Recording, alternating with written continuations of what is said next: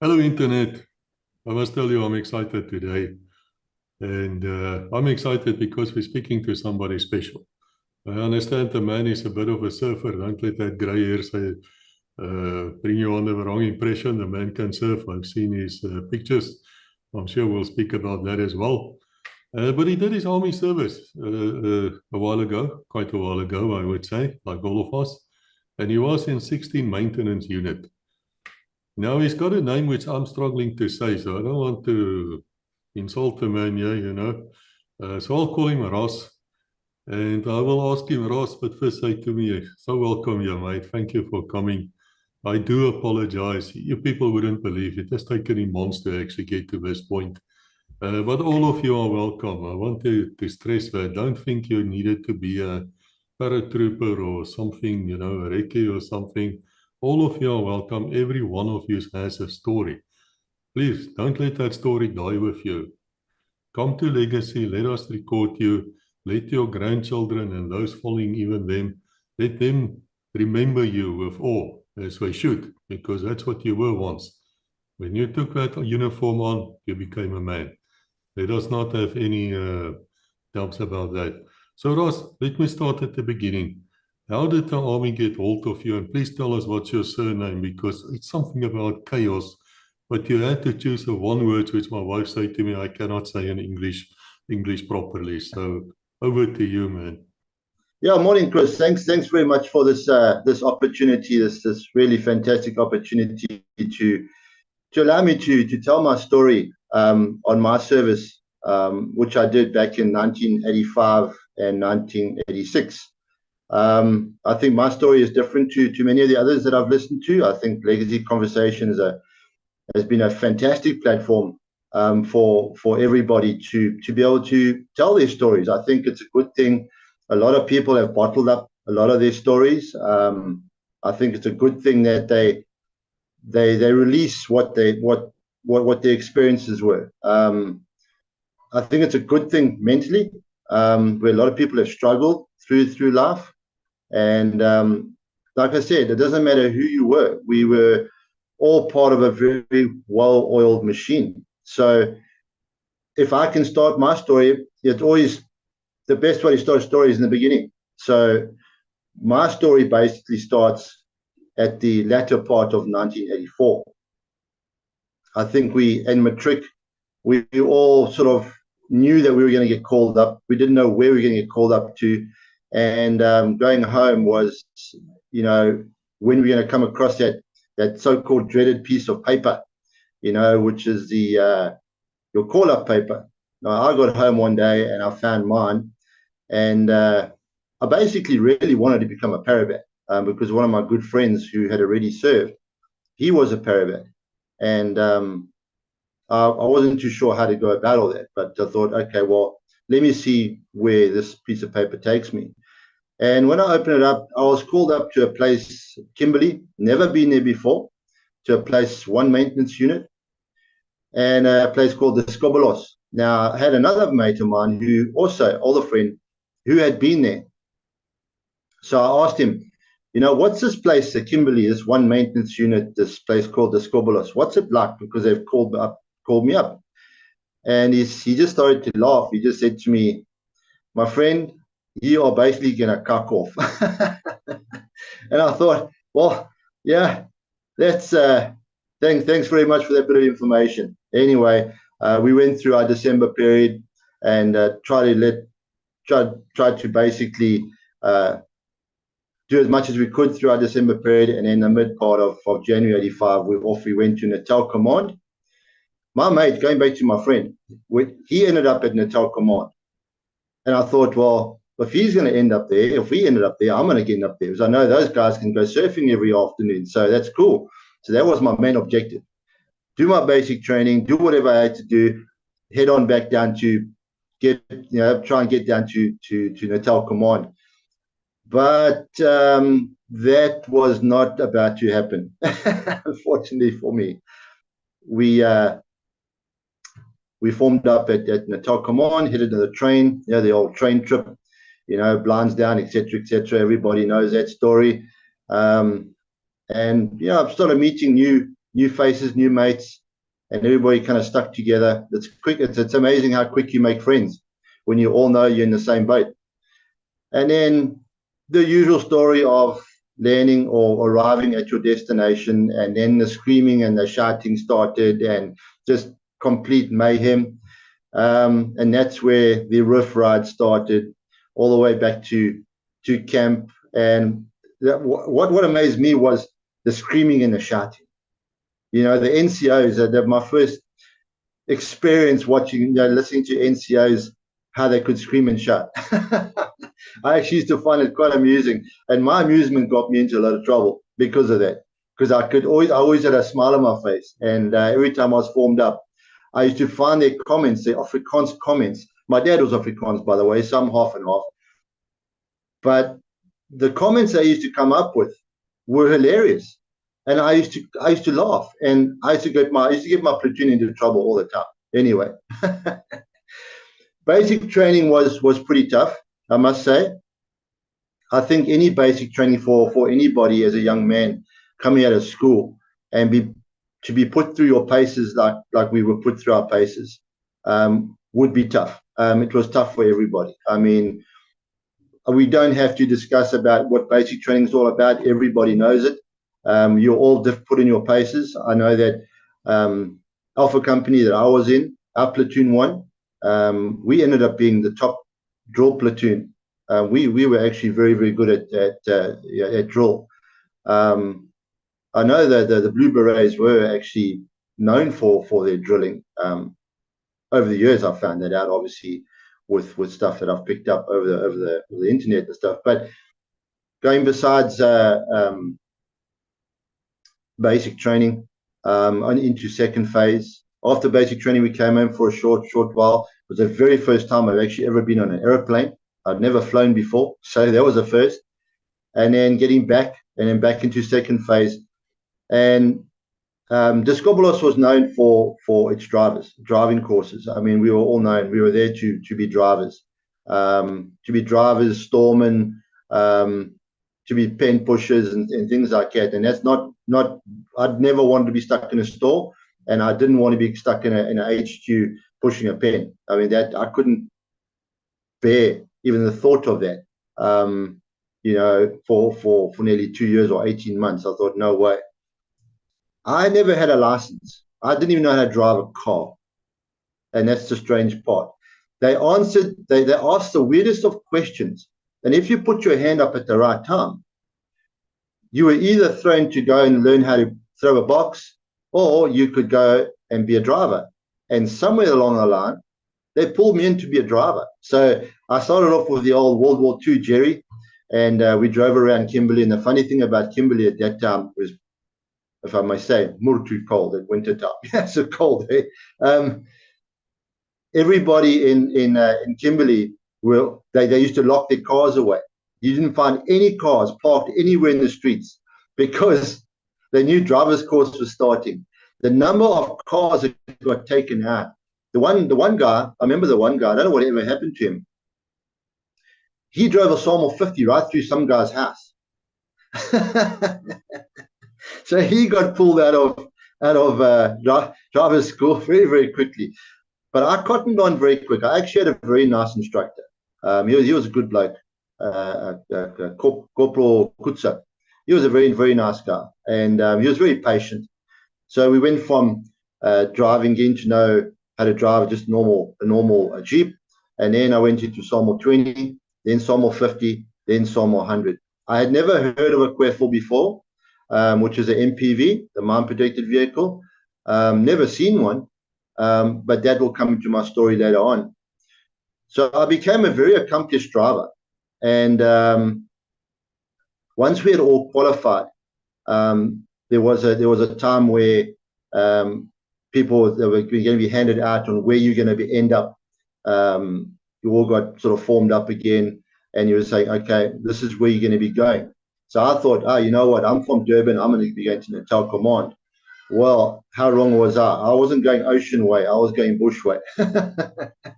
So much to my disgust, that's where I was going. And then during that time, when the guys started filtering out, we were held back for a short while.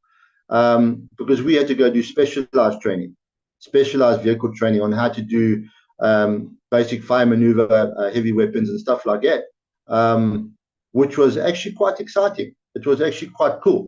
So that was actually quite nice. That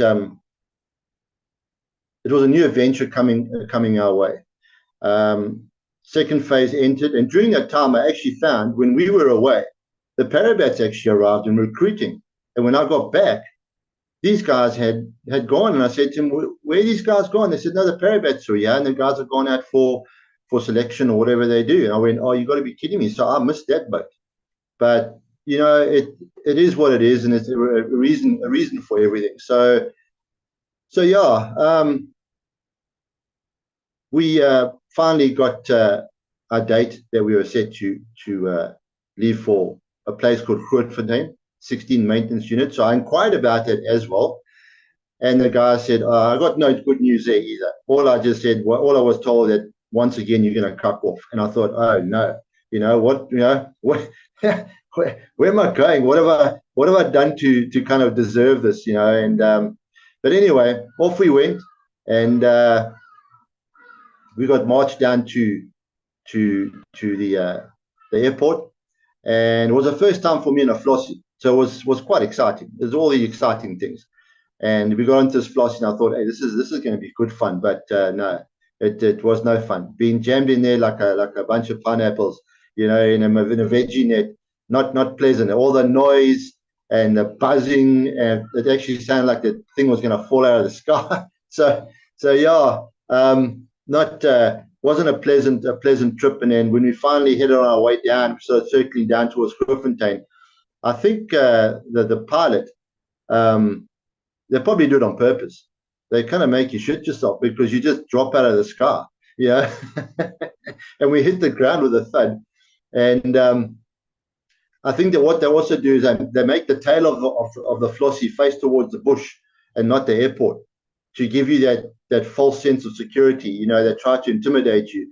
And where Kimberley was so cold, when that door opened, we just had this heat wave come through that door. We went cheap as like from the fridge to the frying pan. We thought, oh no, what's going to happen now? But anyway, the screaming and shouting started all over again. It was like doing basic training all over again. We all got shoved out of the flossie, told to tree on, go grab our kit or whatever. And then for the first time is when I saw the Kweffel. And on top of the Kweffel were these bunch of Oman, which were not pleasant blokes. They were basically been up there for a long time. Then they all probably went through the ringer as well, and they were just passing down tradition, really. So there again, it was scream, shout, you know, jump on the back of this Kweffel, which I was quite impressed with, and off we went for another rough ride back to base camp, which is now 16 maintenance. And lo and behold, when I got there was so much noise and mayhem and shoving around, and you know, a lot of guys speaking Afrikaans very quickly, which I found hard to pick up. I got kind of mixed up. I got split into this, to go into stores to be the storeman, and we got marched over to the stores bungalow. And I said to the guys there, the NCO, I said, no, I'm a driver. I'm not supposed to be here, you know. And eventually they got the little oppie right there, my first one, you know. So as I arrived, we were told to throw our stuff down. That's our bungalow. They formed us up again, and they marched us down to the transport park, and it was instant guard duty, 4 hours guard duty. So there I was, waking up in Kimberley, nice and cold, landing at Grootfontein, getting shoved around into the wrong unit, and then getting marched down to do a 4-hour guard duty. And when I was my turn up in the tower, it was early evening and it was getting dark. And there I was standing all by myself in this tower, you know, with an LNG and looking out over the lights of Grootfontein. And a lot of goes through your head, you know. You get very intimidated, and it's very uncertain. And it's kind of scary as young men. I was only 17 at the time. And yeah, so a lot went through my head, and I thought, no, I can't be stuck in the store for 18 months. I'll go mad. And it's not what I trained for either, but I'm sure that things were, would be able to sort myself out. But anyway, what actually happened, I did end up going to the stores, getting messed around by the owner there. They wouldn't pass you, the boxes. They would throw them at you. They land the back of your head, and you used to get damaged. And I thought, no, this is not on. And there was, I think, 3 days in, we were marching past the transport park. And I remember this one guy, Brits, also had these big glasses. He was standing guard at the transport park gate, and he stopped the platoon. He said, hey, whoa, wait. They went and called the staff sergeant at the transport park. Now, I call this staff sergeant Staff Satan, because I'm sure this guy was sent up from hell. I'm telling you now, he was the worst. Anyway, they stopped the platoon, and they said, no, this man belongs with us. We've been looking for him. And I tried to explain to all the NCOs that I didn't belong there. But beers of May, that's where I ended up. Eventually, I finally got hauled out there. I got taken back to the bungalow, got my stuff back, went to the right bungalow, and then I got put into, I think it was platoon 5, which was the tanker platoon. Tanker platoons did shorter trips. It's for the new guys to get used to the roads to Rundu, Oshakati, and Ondangwa, just to get the feel of it. And obviously, with all the Air Force bases and whatnot that needed after Afgas diesel and so on and so forth. So I found out that the different dots that you had in the back of a tanker, white was after, green was Afgas, black was diesel, and red was obviously petrol. So I started off with doing the 1-2 day travels to Rundu and Dongwa and Oshakati, and yeah, we actually became quite good at it. It was actually quite nice in a way. It got us out of the unit, because if you got back from convoy too early, there was always some PFs that are waiting there to basically jack you around, give you a little, just a basic runaround. We all know what a runaround is. It was just basically unnecessary runaround. So we cottoned on later on that there was a place, especially coming back from Rundu, just outside the one turnoff, it's about 2 kilometers down the road. There was this massive trees you could actually hide your truck under. And you could see the PFs coming down the road and turning to where their PF village used to be outside the base. And then we used to go back to base. And then we were fine. We could go and have a beer and, plan our trip for the next day, or whenever we need to plan. As time went on, that was towards the latter part of 85, latter part of 85. They started getting more and more of these queffels coming in. So I thought, I need to find out how to drive one of these things.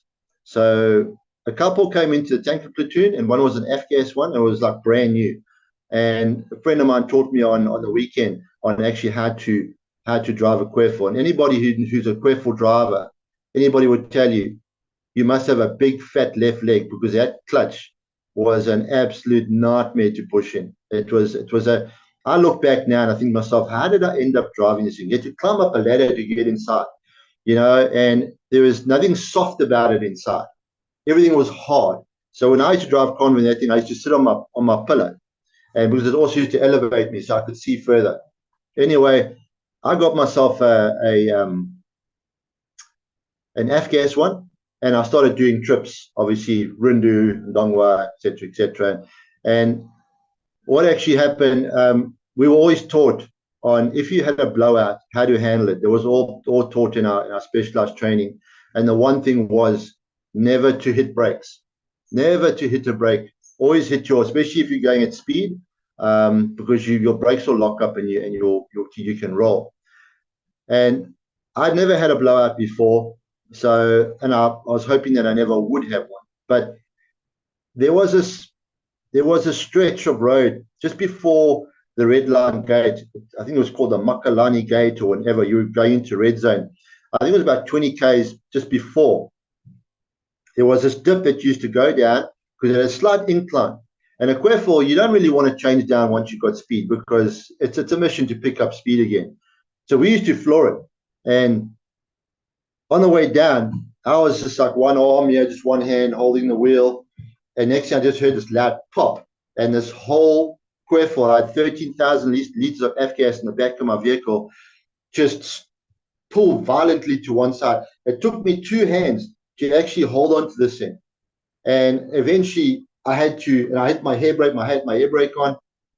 Remember, don't hit brakes. And I was going quite fast. And I battled to hold on to it. So I slowly started to ease up a bit. And I headed off down towards the edge of the road. Then there was this dip. And then it went up. And it went over a farmer's fence. So I went plowed straight through there. Bounced up through the ditch. Over the farmer's fence. And then this tree came closer and closer. And the Quaffle just flattened this tree. And eventually I came to a big abrupt halt. And everything that went flying, all my rifle, ammo, rat packs, everything that was in that vehicle just went flying. I had a cut along my head because I hit the one handlebar, and it was quite a shaky experience. The thing is, you're not always in a convoy. So I meant to go back on that one. A lot of times you travel alone. A lot of times you travel never less than the 2 of you. But if they needed something urgently, you had to hit it alone, especially the shorter trips. So it was fun. So what had actually happened that morning before the actual blowout morning, is you had to leave base camp before 5:30. You had to be out of there. So when you loaded the night before, the day before, the night before for convoy, you put your truck into a staging area. Obviously, you had your spare wheel carrier on the back, everything sorted out. And the next morning you got down there, down the transport park, you gathered your weapon, your ammo, and your rations or whatever, sign it out, and you climb in and off you go. I did my final checks that morning, only to find out that some bugger over Oman had taken my spare wheel. They used to do that. They used to come in late, because these guys used to do all the long trips. They used to come in late, sometimes have papers to load up again at night and to leave the next morning. So for them, they were tired. I cottoned on to this later on. They were tired. No one would go. You had to make your own spares, and it was hard work. So what they used to do, they used to steal all the spare wheels from us guys. They were in the staging area. So I had a dead wheel. I had a blown out wheel in my carrier, and I had to get going. So I was hoping and praying that nothing would happen. And Murphy's Law, something did happen. I had a blowout, and a nasty one, and I had no one with me, and I had no spare. When I jumped out the truck, the actual tire was on fire. It was so hot. So I threw some sand over it, and it was quite something. I thought, what am I going to do now? So eventually, when it cooled down, I managed to hop it out and get it onto the road, and nobody came past. That whole afternoon, there was nobody. And I thought, what am I going to do there? Finally, late afternoon, which was unusual, I heard a vehicle come winding down the road, and it was one of my other drivers off Swanee. Also a very good driver, very accomplished driver. He came flying past me, or he came to me, he stopped. I said to him, got a spare? No spare. He's also got an urgent delivery to make up in Rundu. He's got to get going. This is why he's late, and there's a curfew. He's got to get going. I said, well, please try to send someone back for me. So off he went. Nothing. So I sat in the top of my truck, just thinking, okay, I am 17 years old. When I was 18 then, sitting on top of my new Quaffle, blowout, nowhere to go, can't do anything. What do I do? Down the road in the dip towards the right, there was a road that led to a farmer's farm. And I heard this vehicle come down, and he pulled in, and he pulled up to me, and he said to me, you okay? I said, well, I got a blowout, don't have a spare, looks like I'm here for the night. So he said to me, well, leave your truck here and come up to the farm. I said, no, I can't do that. If I leave my vehicle, I'll get locked up. I said to him, I've got gas and stuff in the back. I said, I can't do that. So he said, okay, no problem. He says, just wait for me here. And he was always waiting for Grootfontein. He came back, went to the farm, came back, and he brought me some sandwiches and nut cheese and stuff. I said, well, that's great. Thanks very much. Anyway, it got dark, and it was a very, very nice, pitch black there. Very, very daunting, youngster in the middle of nowhere, foreign country for me, and all by myself. So anyway, I locked the doors, make sure I had my weapon at hand. I was in no danger, but it's like. Anyway, it was an interesting night. There was some scuffles outside, probably just wild dogs or something. And as I said, it was a long night. But the next morning, the farmer came back. He bought me some coffee and stuff and some rusks, which was very nice. And eventually, it's amazing how long I waited for a vehicle that day. It just happened to be a vehicle, there was no traffic. Eventually, my mate Swanee came back, and he had a spare for me, and I could finally get it going. But the story with that farmer is not a one-off story, and it's a story that's something that I've always wanted to tell, because it's a story that has been sitting like a monkey on my shoulder for years. And I'll tell you exactly how the story, myself and that farmer, actually, that story comes together. And it's amusing in a way, but it's also what would I say? Kind of sad in a way too. It wasn't a pleasant moment of actually what happened, what actually happened to me at that time. But we'll get back to the farmer story. I remember the one time he did say to me, when he dropped the coffee off, and he asked me these questions like he had asked questions before. They came to him very easily. He said to me, tell me something, whatever happens to you guys, with your fuel, that you drive back. I know that sometimes you have excess fuel left over. And I said to him, yeah, because when you offload, it doesn't all get drained out, sucked out. You're left with a little bit at the bottom, but it's not much. We take it to the petrol depot and we dump it. Each gets dumped into different pits. It's basically wastage, really.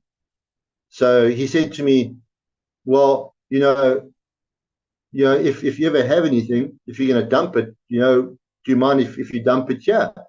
So I said to him, well, I don't drive a diesel or petrol. I drive F-gas, and it's aviation fuel. And I thought, well, thank goodness for that, because I didn't think that anything would actually happen. But the strangest things happen. And anyway, off I moved, and I think it was the second 6 months. Where was I? What actually happened after that? We ended off in 85. The Oman cleared out. We became Blowcutter, and there was obviously vacancies in different platoons to actually do further convoys. So I jumped into platoon 3, and it was ammo and rations, and we were to do convoys that would last up to 7 days, sometimes even longer. So that was quite nice. I'm just trying to go back into my head on all the stuff that we actually did while we were up there. But yeah, moving back into a different platoon was actually quite nice, because now I'd be able to go and see different areas, further outlying areas, and seeing more of Southwest. And how it actually panned out is that I actually started doing a lot of work with UNITA. There were a lot of our platoon was one of those platoons that actually got to work majority with UNITA. And so a lot of those convoys were 7 to 10 day convoys. I mean, we went to some bases that we had to get escort to these bases. And, mixing up with these UNITA guys was a heck of an experience. Seeing how they operate, one soldier, it could be a tiffy, a medic, you'd be a rifleman, you name it, you know. And there was obviously that language barrier, but we got through it because there were one or two guys there that could speak English and they could translate. So that was quite nice. But other than that, yeah, we went from there to some very sketchy, sketchy moments out on convoy. The convoys were longer. You never were by yourself. Your convoys are never less than 5 trucks at a time. I think the longest convoy we had, I think at any given time, was 12 trucks at that time. And that was a combination of ammo, rations, fuel, construction stuff, all sorts of stuff. But yeah, UNITA thing was quite something as well. But just trying to think of the story about UNITA. There's so many that I could mention, but I think everybody knows about UNITA and how they operate. But as a driver, there were there were some fun and games that you'd have. The one thing we used to do is we used to have the slowest truck in front, and then obviously the fastest truck at the back. And we should catch on these long trips, these long roads, we should catch up to one another. And eventually we used to form a worm, and we used to push. And I look back at it right now and how it must have looked. And I tell you what, it's very dangerous what we were doing. But you know, when you're young and dumb, you do all sorts of funny things and funny things that when you're young. But when we did some convoys where we also had to pick up blown out vehicles that have been in battles, guys who've been in contact and stuff, and that was when things became kind of real for us.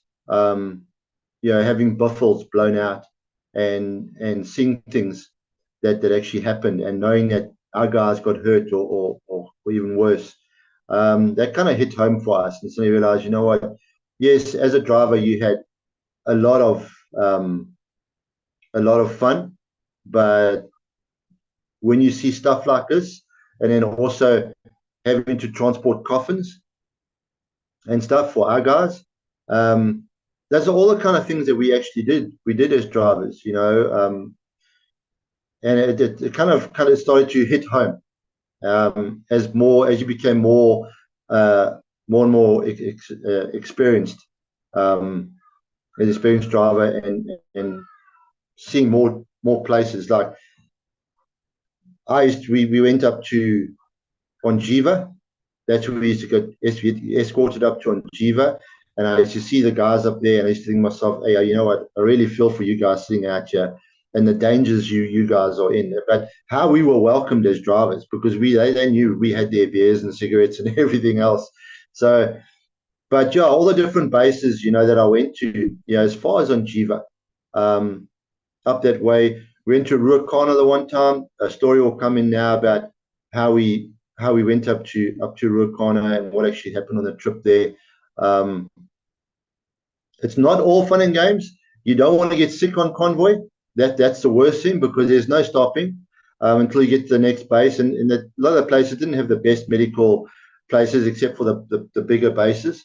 I remember getting the squirts. My stomach. Oh, we were on our way to Katima, and we just left Rindu, and our next stop over was at Bogani. And on the way there, the Rindu Road, the Capri, very, very white sand, very hot. We should drive with our doors open. By the time we get to the other side, everything was white.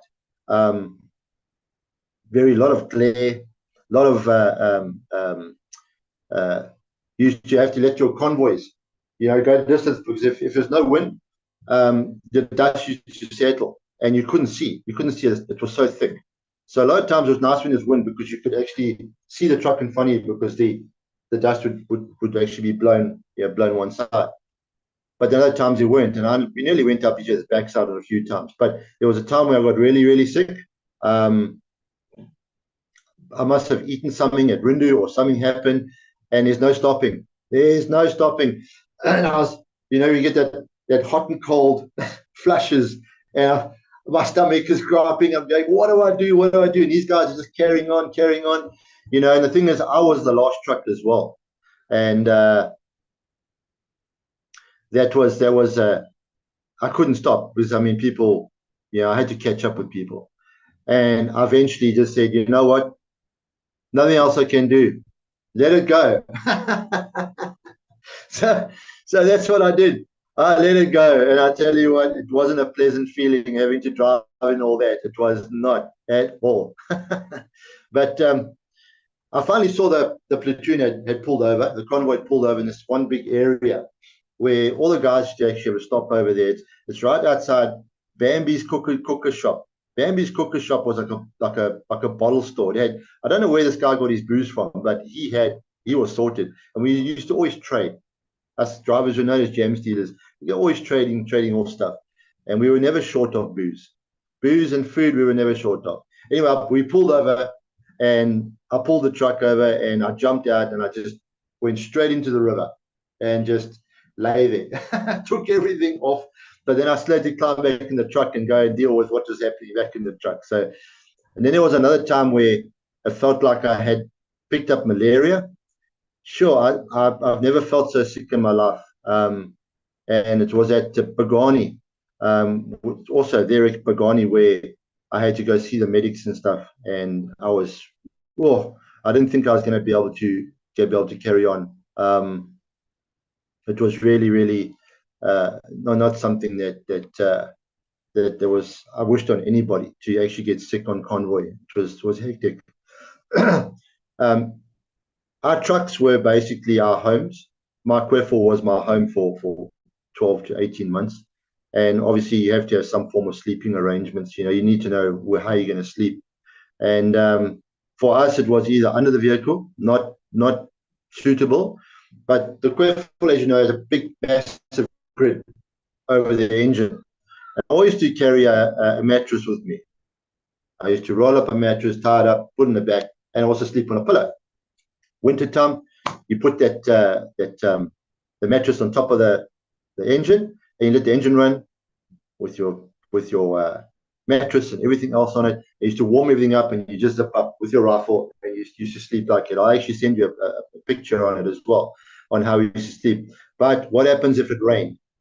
Now, on the edge of the roof of a Kwefel, you had these big hooks. I think that's for cranes to be able to pick a vehicle up. You take a part of a bivvy that's got the loops on. And you used to loop it through the one end, through the door, through the cab, up the other side, and close the door. And you should climb through your turret. So it formed like a hammock inside. So if anybody to climb up and look inside, they couldn't see you because you're actually hanging on the roof like a bat. So yeah, we had all these funny ways of sleeping. Wildlife, wildlife and animals up there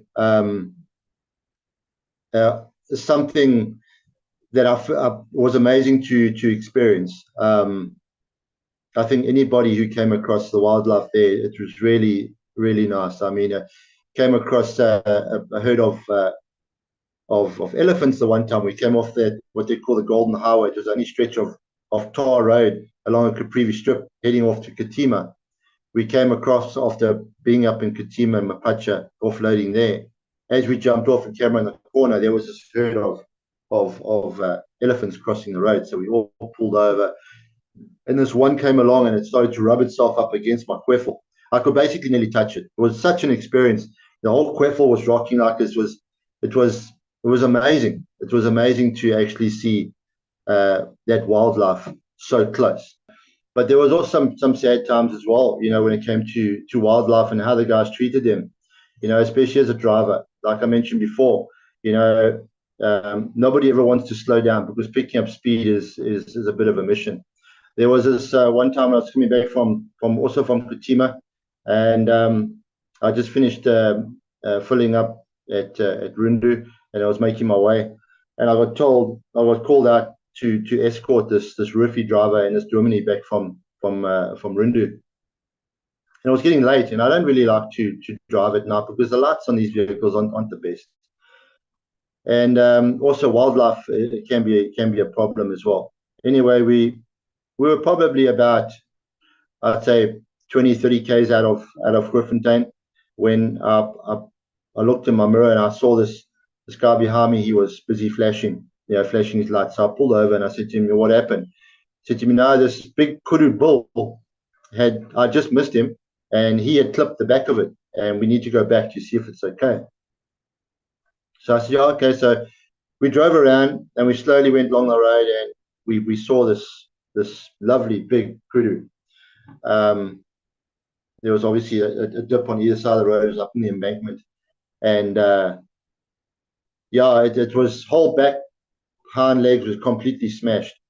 So I said to him, "Well, you hit it, you must shoot it." So he said, "No, I'm not shooting it." So I said, "Well, do you want me to, you officer, you shoot it?"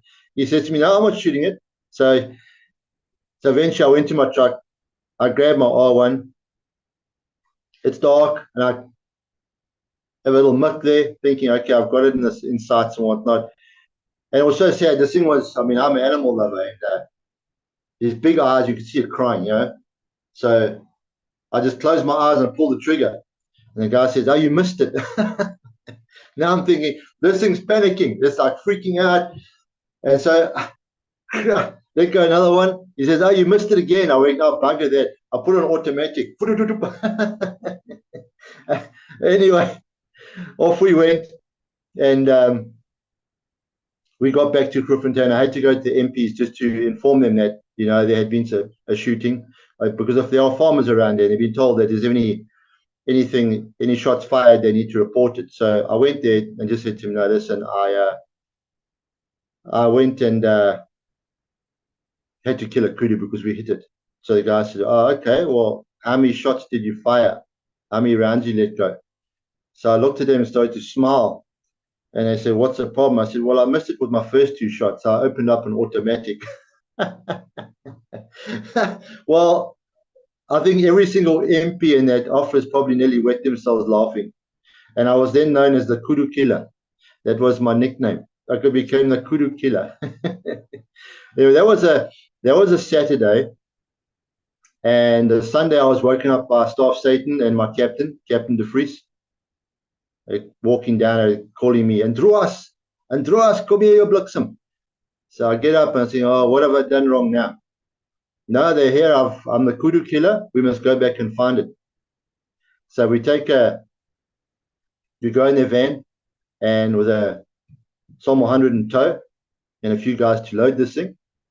And we found the spot, and there's just blood there with our tracks. And we saw other tracks, and we thought, there's a farmer down the road. Now, just rewinding back to the farm, which I actually forgot to tell you about the diesel story. When he was asking about the diesel, there was a time, which I forgot what you had in the story, that my mate Swanee, he was a diesel driver, and he got shipped home for medical reasons, and I had to do his trip for him. Anyway, stupid me, I hooted at the farmer's gate and said, "Hey, listen, do you want some diesel? I got a little bit on the back." So he comes with his drum and he's kitted, and we dropped the diesel. I'm not joking. It'll probably be about, if it was 20 liters, it was a lot. He gave me some nachi and some biltong for it, and I said to him, "Okay, cool." He said, "If you ever get more," I said, "No, I don't drive this truck." I said, "It's a one-off." Didn't think anything of it. Off we went. Now, going back to this kudu story, this same farmer was the same distance in between.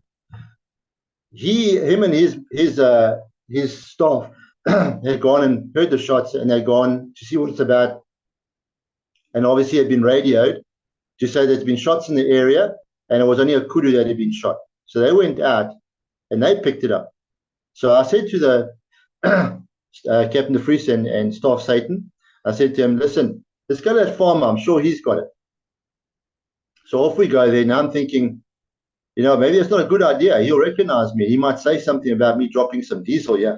But anyway, he didn't even acknowledge me. I just stayed by the vehicle. And yes, they had taken the kudu, and they said, okay, what they'll do is they'll come and drop off some biltong and some steaks and everything for us. So that was all cool. So that was fine on the kudu side there. We had a nice bra when he finally did. He stuck to his word, and he he dropped the stuff off. But then there were other times where, especially along the Ndangwa Road, long stretches, a lot of goats crossing the roads, chickens, donkeys, you name it, they're crossing the road. And you get to Ndangwa Air Force Base, and you see your mates rock up there, and they've got pieces of animals stuck in their bull bars.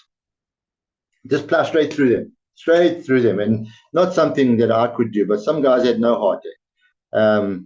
Used to find donkeys in the side of the road with big holes in them, and roadkill everywhere. The trucks just fly straight through them. And there was this one time when I was coming back from Ndangwa during my tanker days.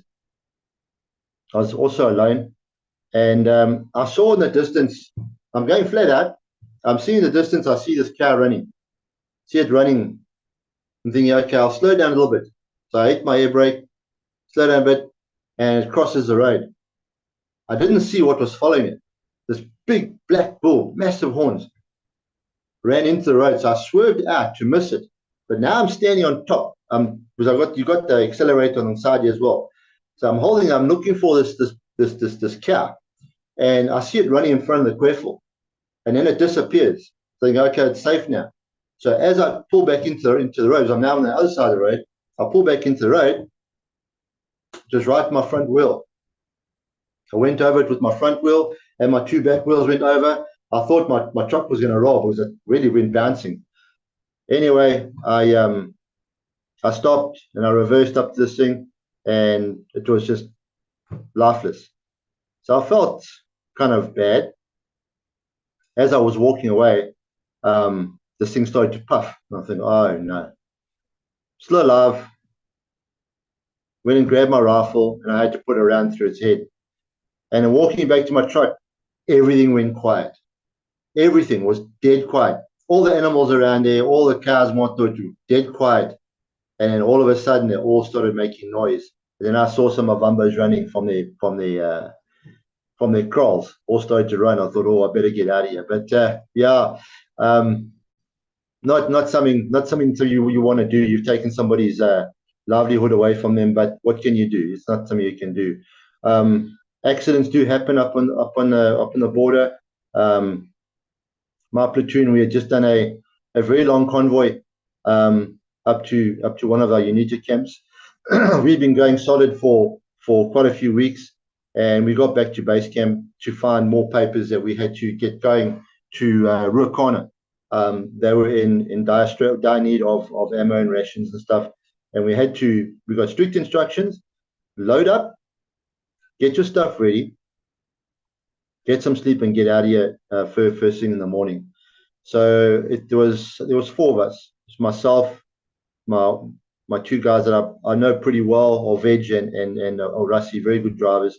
There was a one-liner corporal. He was like a roofie there at the time. It was tagging along, and then there was Bossy. He was in one of those Vit Olifanta. Anyway, we stopped off at Chumep crossing the next day, and I said to the guys, I could see the guys were fatigued, and I was obviously in charge of the convoy. I said to them, guys, just if you are tired, pull over, don't push it. They said, yeah, okay, no problem. So what happens is stupid thing. Anyway, off we go, and right in we actually give ourselves a gap, but right in the distance, I just see the smoke, and I think, oh, what happened now? As I got there, my one guy's truck, he had fallen asleep, and he had milli-meal bags of milli-meal at the back of his truck, and he had hit the ditch, gone over, rolled, and we were thinking the worst. We thought, oh no, where's this guy now? So it was on its side. The truck was bellowing smoke. We run to a truck, and he came out, a big gash in his head, he's bleeding. And so we told Bossy to hook off to Oshavelo, go get help, go get the medics or whatever. And we said, no, you know what? Let's just load a veg in the vehicle and take him. So we said, okay, it's better. We take him out there.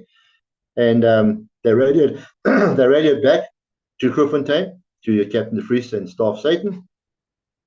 And eventually they ended up meeting us at the accident site, because we couldn't leave it.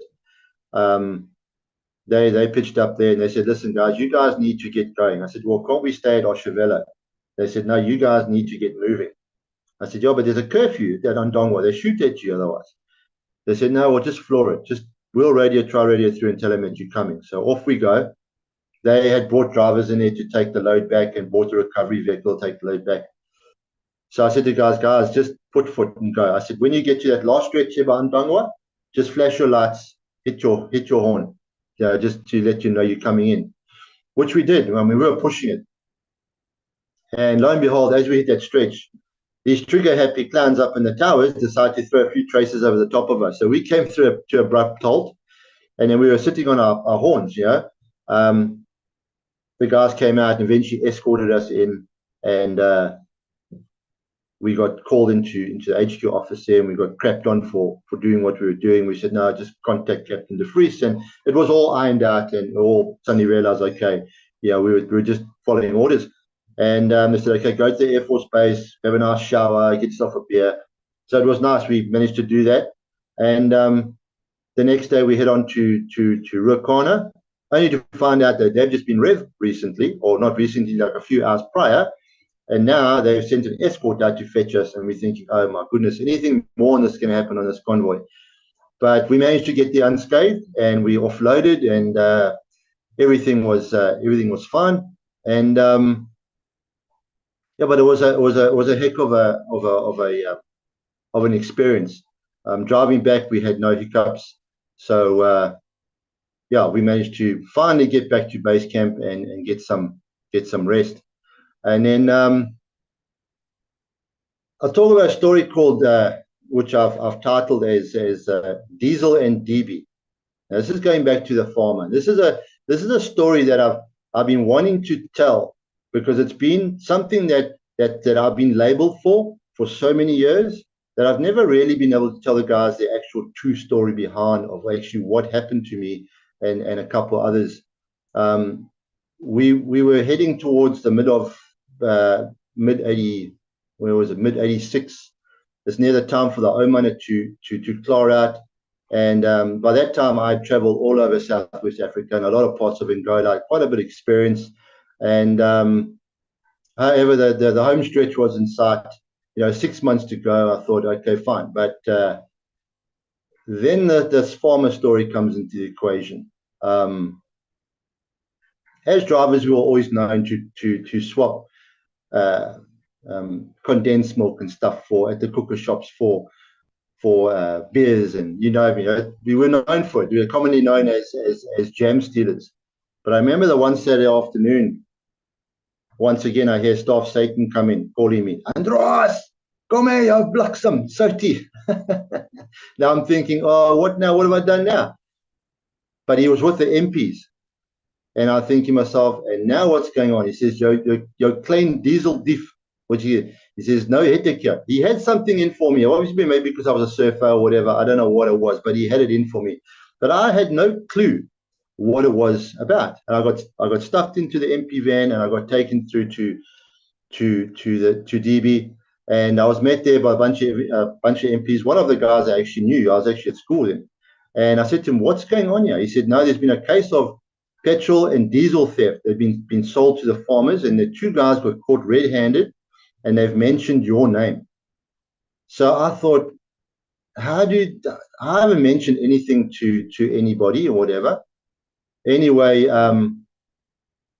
we wanted a piece of these two guys, but they were put in a separate holding cell, because by that time there was about 8 of us, all in total, that had been shoved into DB. And so what happened was,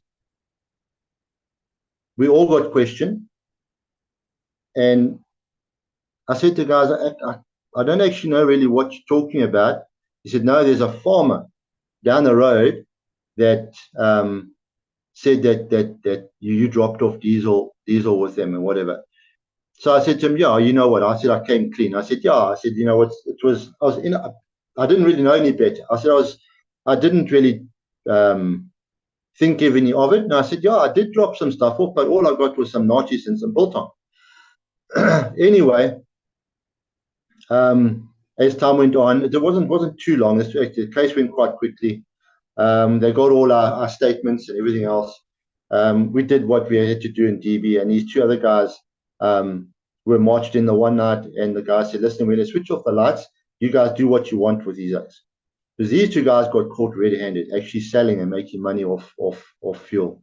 And they said, your case will be lighter if you know of anybody else. And they obviously went to the farmers met, whoever they'd met or whatever, and so it went on. And so we climbed into these guys and we buckled them properly. Anyway, it was a civilian case, obviously because it'd been sold to civilian, or it all revolved around civilians, farmers. And what has stuck to me over the years, and what a lot of the guys that were based around South Africa and Southwest Africa, was this one picture. While we were busy waiting to stand trial at the courts in Grootfontein, there was one photographer.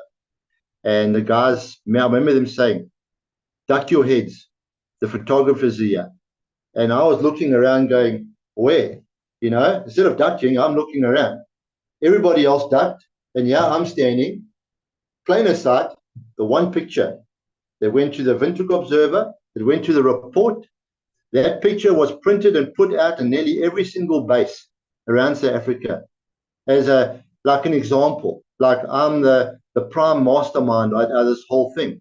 Meantime, I just happened to have that piece, that one picture. And even my poor parents, they also they saw it. It was actually my opa. He said, hey, your son's on page 3 of the report, go check it out.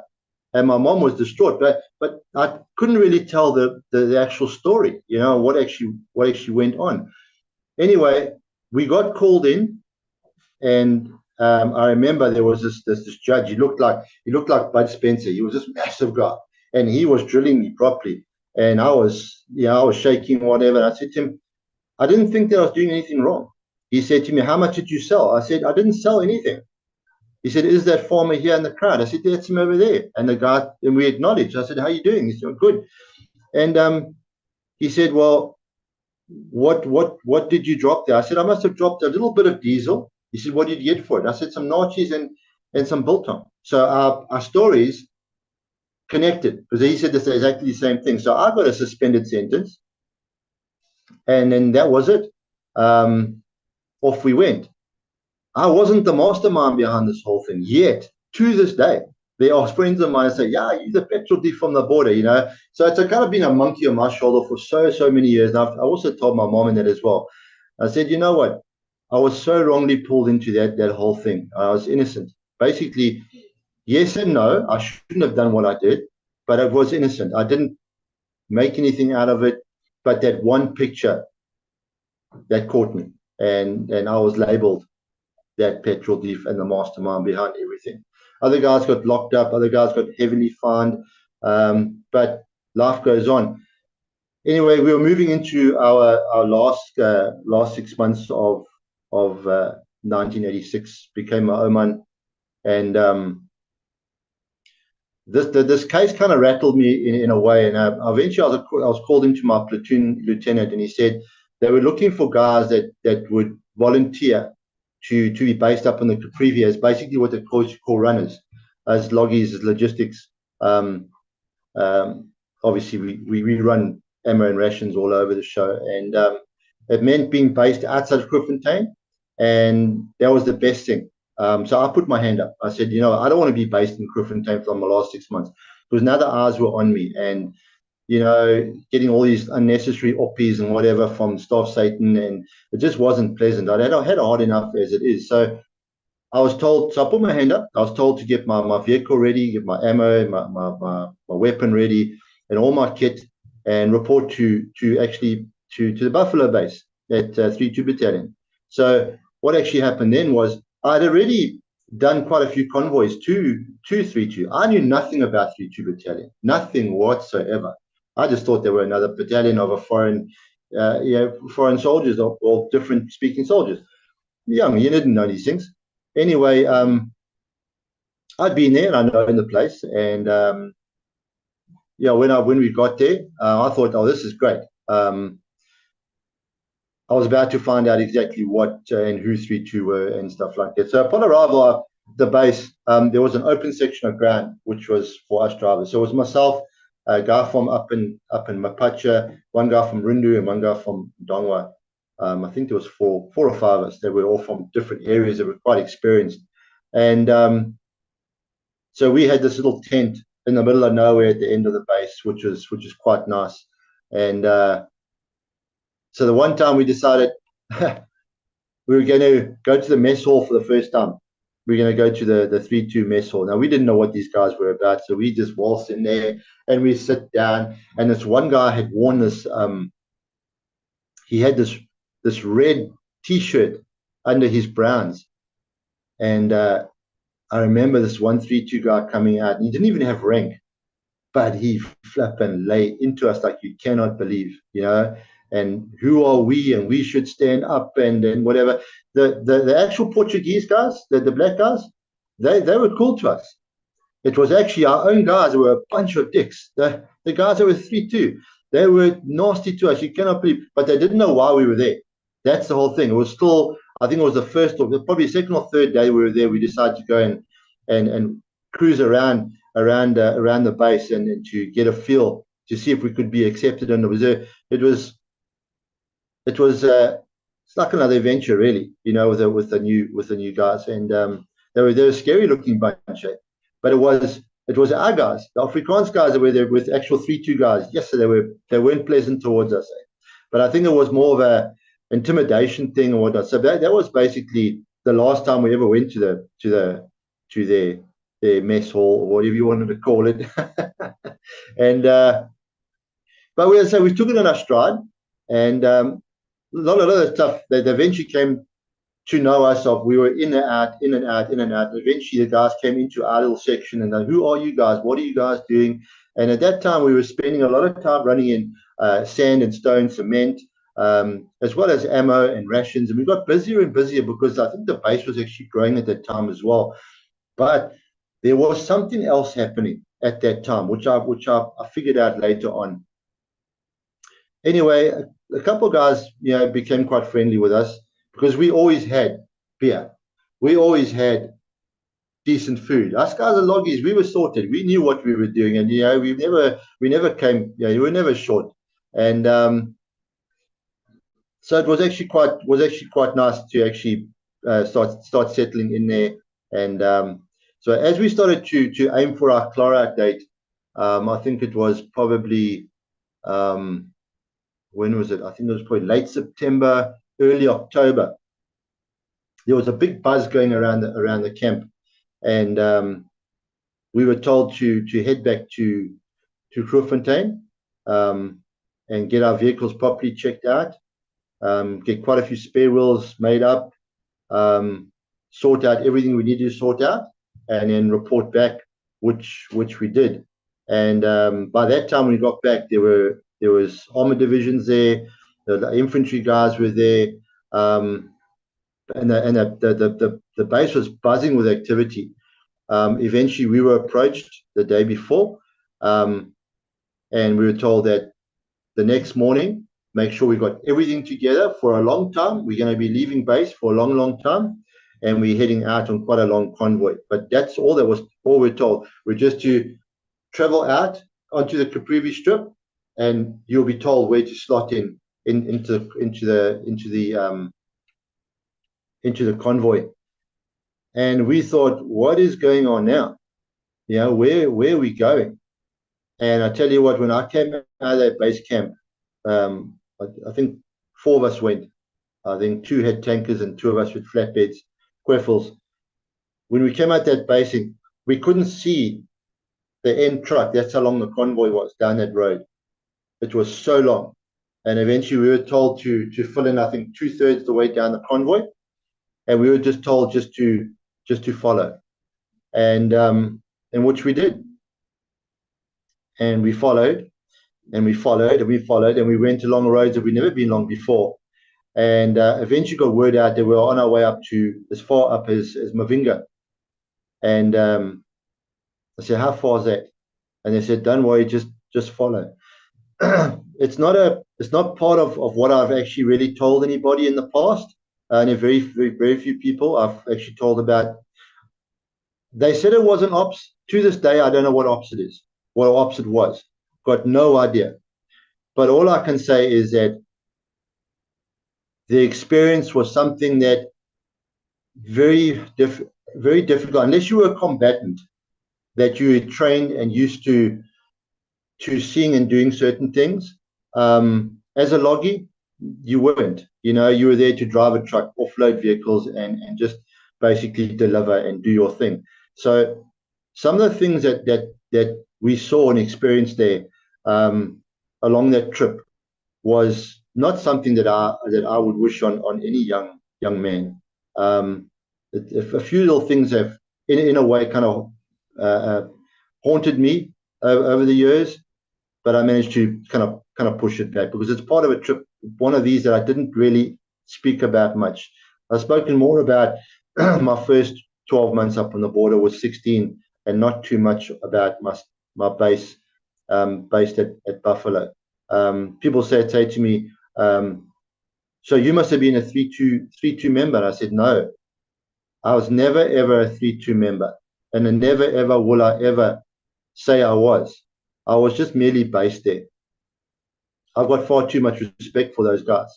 And as well as everybody, really, who all did their part. But there were guys who really put their lives on the line. And yeah, it's just, it was a long trip. We made our way all around, right the way around, up to Mavinga, then all the way down towards Jumba. And I remember finally getting to Jumba, and the one officer came and said, you guys need to pack up, you're going home. So we said, oh, the convoy's empty to go over. And he said, no, you guys are going home. We had actually forgotten about our clear-out date. We had got so zoned into what we were doing, we had forgotten about, it's like a normal job. So it was a bit of a mind freak knowing that we were basically going home now. So we had replacements come in, and off we went. We stopped off at Buffalo and grabbed our stuff. And then I said cheers to the other guys. And then I was driving alone, part of the way. And a lot came over me, a lot of thoughts and everything, because so much had been happening, being compressed into 18 months. I never in my life thought that I would ever have done what I'd done, seen what I'd seen, been and experienced what I experienced. I was very fortunate to actually be a driver, because I don't think I spoke to Pierre Lundberg about it. And this is when he said to me, you've got a story to tell. He said, most people have never, ever experienced what you've experienced and the places that you've been to. And this is when I thought, oh, okay, I've got a bit of a story to tell. Anyway, all these emotions came over me when I was driving back to Grootfontein. And as you get to Grootfontein, you turn in to that last stretch of road before you get to camp. It's quite a long stretch. And right on the corner, you got the Deurgangs camp, the transit camp. It used to be old prison. What a shithole. That place. How they can actually put us poor buggers who have been up there for 18 months in that camp for nearly a week, waiting for our flight home. That was absolutely mind-boggling. But anyway, as I went past there was a lot of guys from my unit that were already there, and I went past the door open. I was dirty, my hair had grown a bit, whatever. I'd already been there and done that.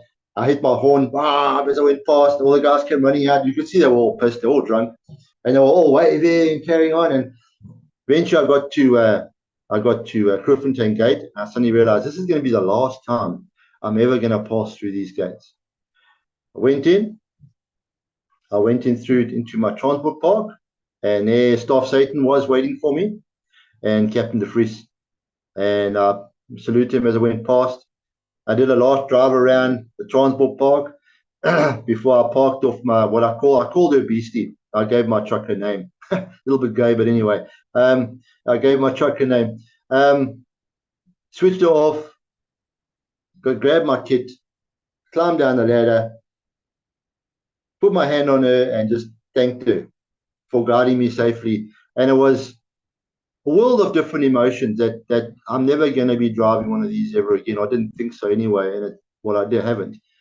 And then I went to the petrol jockey, who was also part of our armory, and old Dave de Villiers, who had been there for 18 months, he had left. He had gone. He's already clawed out. And I handed my rifle and everything to the guy, and then the captain and staff came across, and they shook my hand, and they said, "How was it?" I said, "Yeah, it was pretty hairy, but what an adventure." And they both thanked me for everything, and they wished me well. And they took me back to the bungalow, where I could have a quick shower and grab my kit. I went to my cuss, which was still there, had been broken open. The buggers had stolen all my bloody memorabilia.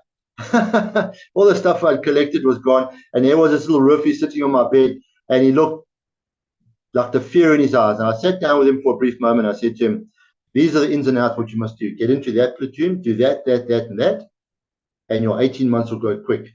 Don't stay here." So he thanked me for that. And eventually I got a lift.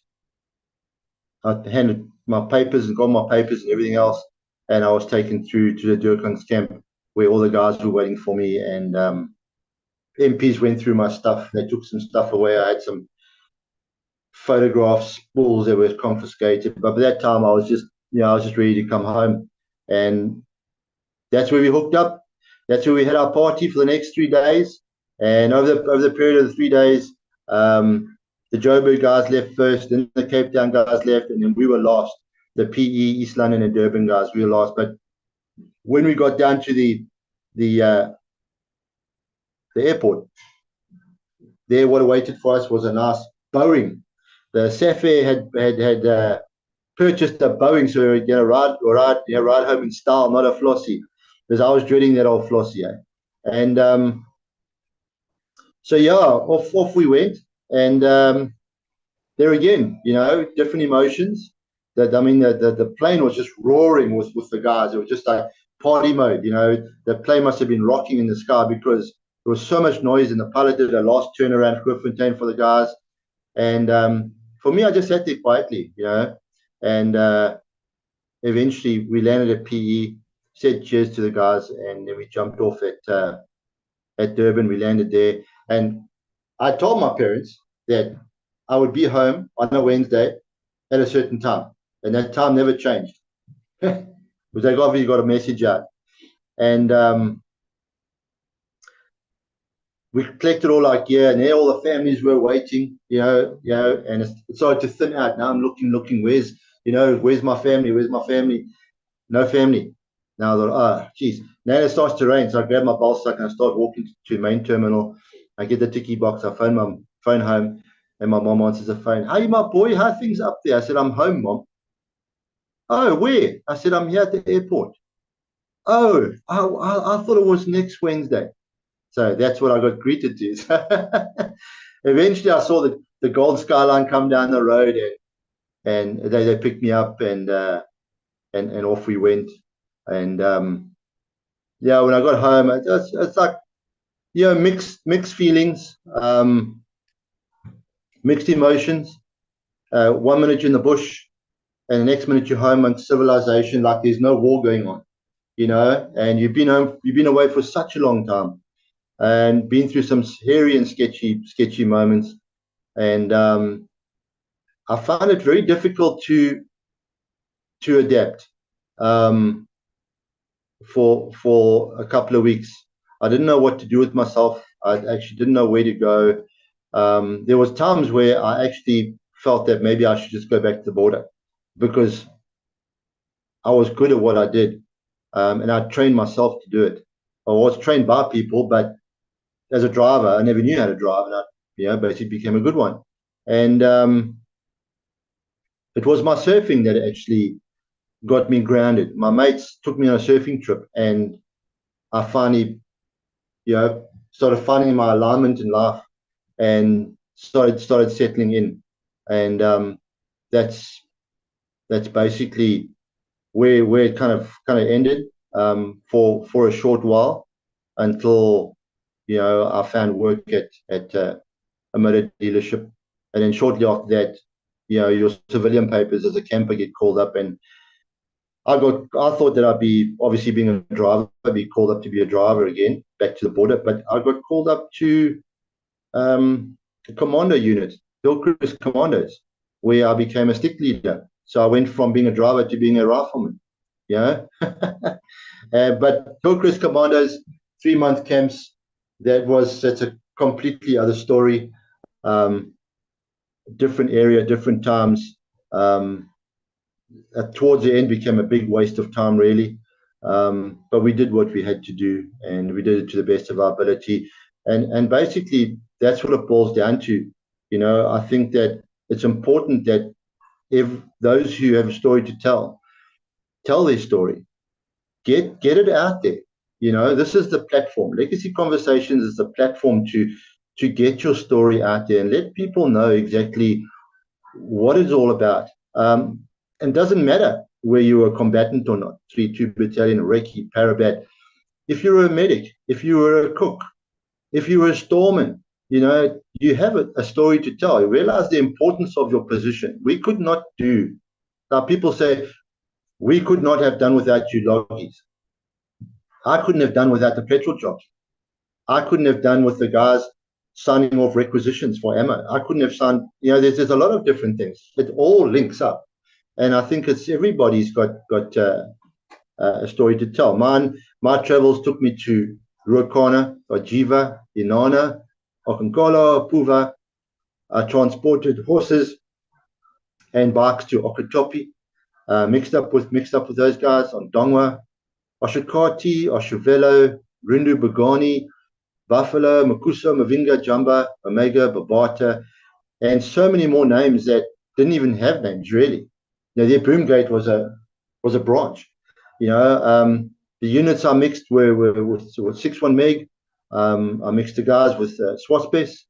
The battalions that I was also met and also mixed with was 51354. Of course, I made my way into hooking Puma rides around. So I actually I was one of the lucky ones. Maybe I got a gift of the gab of talking too much. I don't know. But I wiggled my way into getting a ride on gunship, another gunship, Pumas, to get a nice aerial view of so many different places.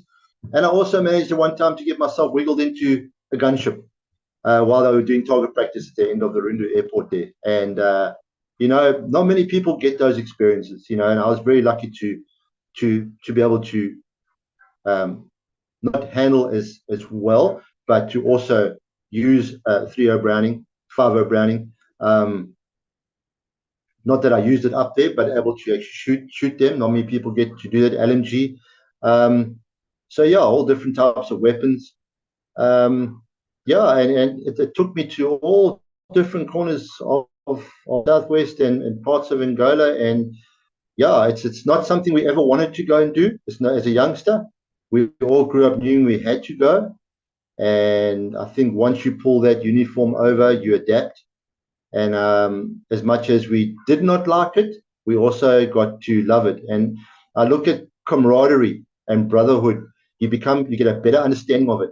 As life goes on, you suddenly realize, I had such good friendships during that time with complete strangers.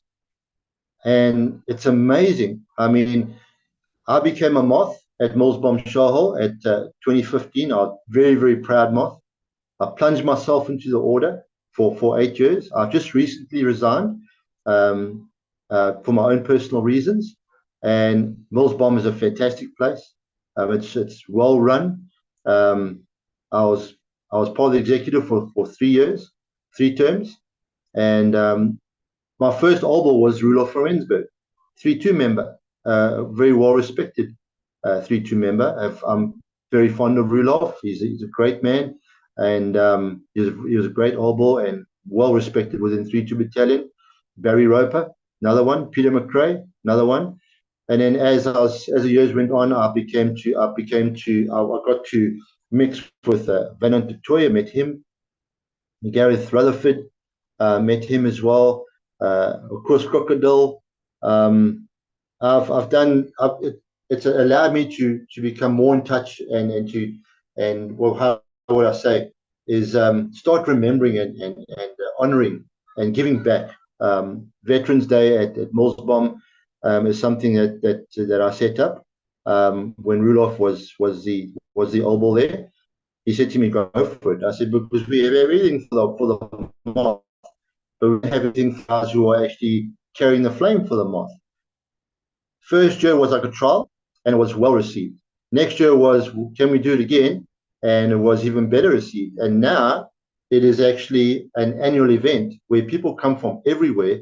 And I used to be front and center to doing the speeches. And last term, I asked Pierre Lundberg if he would stand up, being respected in his rank, and obviously with his service as a Reiki. I just felt it fitting, so I stood on this out from the outside.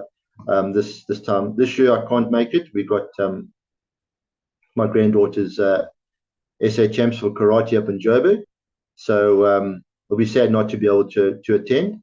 And but the order is something that I'll always hold dearly to my heart. My wife and I did a heck of a lot there. It brought us together, meeting a lot of people that I didn't think I would meet. We visited a lot of different places and stuff, and as I said, it's a nice show. It's a very, very nice show, and it's been taken to new heights, which is great. But all in all, Chris, I think that's my song and dance. There may be a few things might come back later on and go, damn, I should have said this and that. But I hope I didn't take too long. It was nice to be able to get a few monkeys off my shoulder, and couple little comical sections here and there, which I think the guys can maybe relate. So there were good times, bad times, there were happy times, and there were sad times. And but I will always remember my service. It's just sad that I can't find any of my guys. To date, I haven't been able, I think I found one, but basically on social media, I haven't actually been able to connect with anybody. My guys just scattered. We weren't like as tight as the 3-2 and the Reckies and the 6-1 Meg guys who did stuff together. Basically, what we did as a platoon, but a lot of times we did stuff alone as well. So I did have 2 guys that I was really close to. That was or Russie Erasmus or Veg or Elliot, who got his head cut open and stuff. Great drivers. But other than that, a great experience. Legacy Conversations is a heck of a great platform.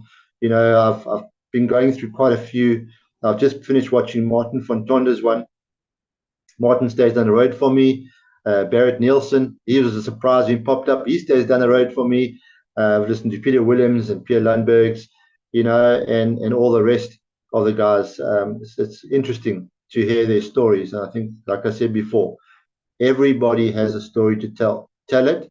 You will feel so much better when you do. Thank you, Chris. I really appreciate it. And I wish you guys all the best moving forward. And once again, thank you for the opportunity. It's been a real blessing. Thank you, my friend. Oh, thank you. Russ, I really enjoyed this, man. Thank you. We were treated very well as Legacy at that shallow Millsbom. So I wish to thank everybody once again. I mean, they're just good people there. Well, historical figures, I mean, besides Major Lundberg, Doustein, there were other famous special forces operators there. They were just, what I'm trying to say to you people out there, guys, don't sit alone somewhere, please. Don't let somebody tell you you're not worthy and you shouldn't mix with your mates. Get off your ass and go to the mofs or a shell house, shell hole, wherever you want, whatever you call these places. Just go there and be with your own people. You will quickly realize you're amongst friends. But now I have a lot of questions for you. If you don't mind, I want to tap your mind. As I said to you before, it is a dream of Rebecca and myself to buy a Samuel 50 and convert it with a caravan thing there on the back and to travel around in Africa a bit. And if we find a place we really like, we can just well settle there, you know. But yeah, well, you know, we all have our dreams, and with God's grace, we can probably do it. Now, I don't think you had a good lawyer, actually, attorney that day in court.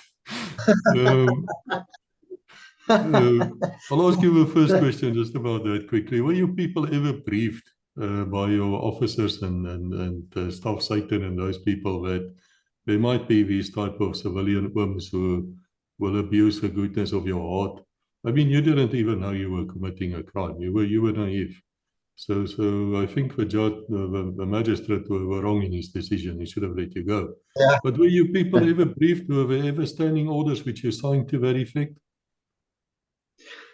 Nothing that we actually signed as such. It was basically, don't do that, that, and that, because that will happen to you, you know. And the majority of the time, where guys had been found out or caught or whatever in the past, they were given oppies, you know. Everybody knows what an oppie is, and that was it. But the severity of this, of what went down, a lot of the times it was the guys swapping rations and stuff with the cooker shops and getting caught for that.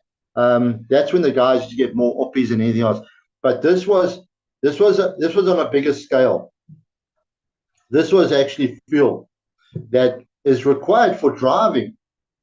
The fuel is like anything, but it's important. It's for driving the vehicles that you require to do certain missions and whatever else needs to get keep the wheels turning. So it was on a bigger scale and mixed with civilians, and this is why it was such a big thing. And we were made out to be we were exposed in such a big way. That's why it was such a big write up in the papers and stuff, and we were made examples of. And the thing, it just was sad that you know, I got stuck with that one photograph, you know, and it was nice to be able to give my story out to try in a way clear my name, you know. So you know. But yeah, we weren't really. We were just warned, you know, don't do this and don't do that. Nothing else, you know. Drivers, just get in your truck and go, and that's basically it. Yeah, there was no rank on convoy, never rank. All boiled down to experience. So if you had an officer with you, or if you had even an NCO with you, they could not tell you what to do. You know, it was the person with the most experience that had charge of that convoy. And I got put in that position on numerous occasions, looking after the guys. It's quite a responsibility. I mean, think about it. 18 years old. You know, look at an 18-year-old today. You know, and going back to your SOML 50 and wanting to travel and stuff. You know, I would love. It's been on my bucket list for years that I would love to go and do my trip up there again. Go up the west coast, cut across Ruakana, come back down that way to Grootfontein, go up towards you know, Caprivi and around that way, you know, come back down. But, you know, life's tough at the moment. So, God, like you say, God's good grace, maybe it'll happen. You know, but a lot has changed there. That I know. I look on Google Earth sometimes and to see where I went, and I thought, bloody hell, we drove heck of a far. I'm actually quite amazed on how far we drove in those vehicles. But I tell you what good vehicles we had, what good Tiffys we had. Never, I don't think I ever really had a major problem with my vehicle, except for a blowout. That's not cool. I had two of those, by the way, same place. I told you about the worst one. I had another one on the right wheel. I took the telephone pole down. Yeah, perhaps we should tell these people, you know, there might be some youngsters here who don't understand what we're talking about when we say a Kweful or a SAML and that type of thing. We will put pictures in so you understand. But yeah, I'll ask you a few technical questions just to get them to understand. But look, if we go that way, you can bring your surfboards with. We will give you a lift, man. With me and Rebecca. Children are great surfers, by the way. And she herself thinks she can surf. I can't. I did a bit of paddle skiing at school, but let me say I'm too fat now. I think I'll sink under the water.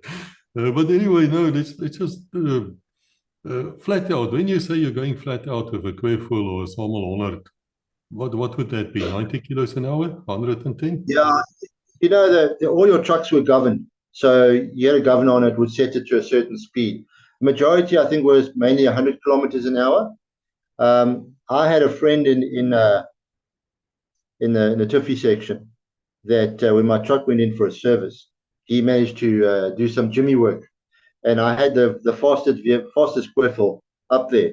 I mean, I always managed to wiggle something, and yeah. So when you're going flat out and your foot's flat out, sometimes you wanted to go faster if you're in a government vehicle, but it won't go any faster than that. Mine used to pick up speed. It used to go like a bat out of hell. So yeah, I was always the back truck pushing. So it seems to me that you guys at the truck issued to you. That's why you could even give it a name. Or were you like in a pool and you get whatever, is available? No, what happened was I first started off with this a normal Sam 100, and we used to share vehicles. It all depends what we had to transport. That was in the first couple of months. Then when the Queffels arrived, we got assigned our Queffels, so that was we were responsible for that vehicle at any given time. So once I had the tanker, that was mine. And then when I went over to flatbed, I got one of the old homeowners Queffels, which was more of a recent one as well. So that was signed over to me. So that was my vehicle for the rest of the period. Otherwise, you just have something happens and the blame game starts, and it's not worth it. How comfortable are these vehicles? I mean, they would not have had aircon or heaters or anything. I mean, it's just been warm. They are not very comfortable at all. They're very, very hot and very, very cold. You obviously had to climb up a ladder to get inside. Very heavy door. I crushed my hand on the door one time. I had it on the side. The door was open. It didn't have a slide. It had a chain. The slide broke, and I was actually at the wash bay. I had it on the side like that, and I was reversing out, and I hit a bit of a jerk, and the door closed, and it crushed my hand. I tell you what, I thought that my hand was gone, and at the same time, the wheel carrier at the back. If you've got a blowout, like I had a blowout, to get a blown out vehicle, a blown out wheel into a carrier is not a problem, but to wind it up is a problem because now the actual wheel is smaller than the carrier, so it slips through. That time I had a blowout, I had to get sticks and parts of branches to wedge it in, so I could wind it up. And there was one time where my mate was winding it up, and I was helping him push the carrier up, and the wheel slipped through, and it was a blowout wheel, and all the canvas and wire, it dug out big chunks of meat out of my hand. So yeah, we also got injured. But not a very comfortable vehicle to drive because the seats are like a buffle seat, not cushy at all. So I used to sit on my pillow. Used to get strapped in. So some of the sketchy areas that you went to where there were mines and stuff, we were told to strap in. There were times along Wimbledon Pat where we had to stop, where the sappers had to clear. We had to close the doors. So we used to ride our doors open, in case we have any altercation or whatever. And you used to cook inside those things. And you couldn't. They had a fan on top, but you couldn't put that thing on. So all it would just blow hot dust on you. So there was no real way of staying cool. A lot of times we used to travel in our boots and our shorts. That's it. It was so hot. Obviously in the safer areas. In the winter periods, when we used to go down the transport park to leave, I mean, it was so cold there that I used to have gloves. I used to have a vest, a T-shirt, my bush jacket, my apias, and a beanie, and my balaclava. And you should climb up the ladder to get in. You used to light those little S-bits, those fuel tablets in a rat pack, and throw them on the floor to heat up the cab. But then once you were driving, come 9, 10 o'clock, your clothes started coming off. It started getting hot. But yeah, different types of temperatures, bitterly cold and bitterly hot. Also I tell you about the sleeping arrangements as well, lying on your truck. Some of the best sunrises and sunsets and night skies I've ever seen, ever experienced in my life. So crystal clear and fresh. That's what was nice about it. The one thing which I would like to mention is that I don't know how many people have experienced a convoy starting up. It's quite something when you hear a convoy like the one we had from Buffalo up to Mavinga. You hear all these vehicles starting up. It actually gives you goosebumps. It's quite something. It's quite something. It's like a field of bagpipes all coming together at once. It's quite chilling. So yeah, now all these things kind of come back. But as I said, I'm very lucky to do what I did. Did these vehicles, were very heavy. We're talking about what, 22,000 pounds and probably more. Yeah, I don't know what that's in yeah. kilos, but how much is that? 20 tons? I don't know, but it's very big. Did they have power steering? Can you drive that thing without power steering? There's a power there. Yeah, yeah. Power steering, big gear lever, air brake. In the beginning, like you say, you have the big left leg for pushing that clutch in. Then you got used to, you learned how to change a gear with the air brake, which became easier. And at times, when you come to a halt very quickly, you learned how to double declutch and change down very, very quickly. I mean, I actually got quite good. I actually got very good at driving a vehicle that I could actually parallel park at Quail. That's how good I got. Yeah. Yeah, No, for but those who it's don't a understand that. beast of a vehicle with a beast of an engine in it. I think it's a V12, I think, if I can remember correctly, big Magirus Dates engine. But as I say, not a very comfortable vehicle.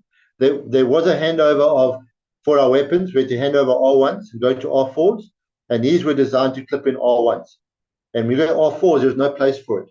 And when I had that second blowout, I actually had an R4 with me, and that thing was on the seat next to me, and that thing actually hit me so hard flying around the cab that I came back and said, I don't want this thing. It doesn't serve my purpose. I'm not infantry. I don't need a folded butt.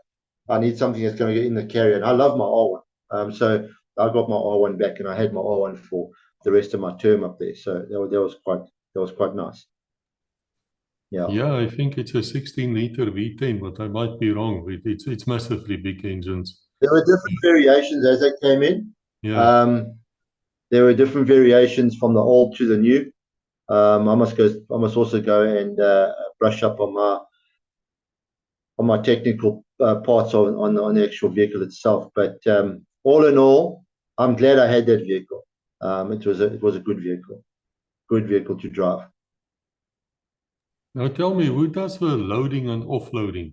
Is that still you or some willing No, chaps? no. No, if you had to go do rations, they had guys there that would load on for you. And a lot of the guys that would load on for you are from the guys who they employed from Grootfontein, where the black guys used to work in the base. They would sometimes load. Otherwise, it was your own guys that used to load your ammo, rations as well. A lot of because we were based right next, the transport park was right next to ration stores. There were so many guys, storemen there, that always wanted to drive our vehicles. So on weekends, we would actually take them around the park, and then we made a deal with them. When we needed to load rations, they could take our vehicle, and they could go to the different stores to load. So they had their paperwork. So they used to love driving. Many times they got to drive. So we could go and have a beer, go for a swim or do whatever. So we did have people that did load up. The Unita guys, we used to load the ammo so nice and carefully. They used to just get on there and kick it off into a big pile and put a top ball over it. I used to just go like this, because so they just didn't care. I just offloaded. They'll sort it out later on. And then on the other side as well, obviously they had guys who offloaded, like on the fuel, the tankers, for example. They had the petrol jockeys who come there, couple up, and then put the machine on, and then couple off, and then off you go. Same as the stores, same thing. If you had rations, had to go to the kitchens or whatever, they had guys to take. Yeah, we never ever. Our job was to drive and take care of our vehicles. I remember the one time, I don't know if it was an infantry unit or a parabat unit that I had to take to Rundu from Grootfontein. I picked them up at the airport. There was, in the passenger, he said, no, I must jump across. He wants to drive. I said to him, no, you're not going to drive. And he says, I will drive and you will listen to me. And I said to him, no, you will not drive. And if you have any problems with it, you can go speak to my captain about it. And he was like, I'm an officer and whatever. I said, I don't care who you are. No one touches this vehicle except me. And this is what we were told. No one, anything happens, probably something I did it once and I didn't want to do it again. It was the worst. Horses were not pleasant. They were tough to drive. We had to change it quickly. Anything could be happening at any time. We had to go through some towns, and all of a sudden there was a town where there was actually traffic lights, and I had a whole bunch of horses taking, well, Okatopi or somewhere. I can't remember where it was. And all of a sudden I had to hit brakes. Otherwise I would have plowed into civilian vehicles. And all the horses all jerked forward.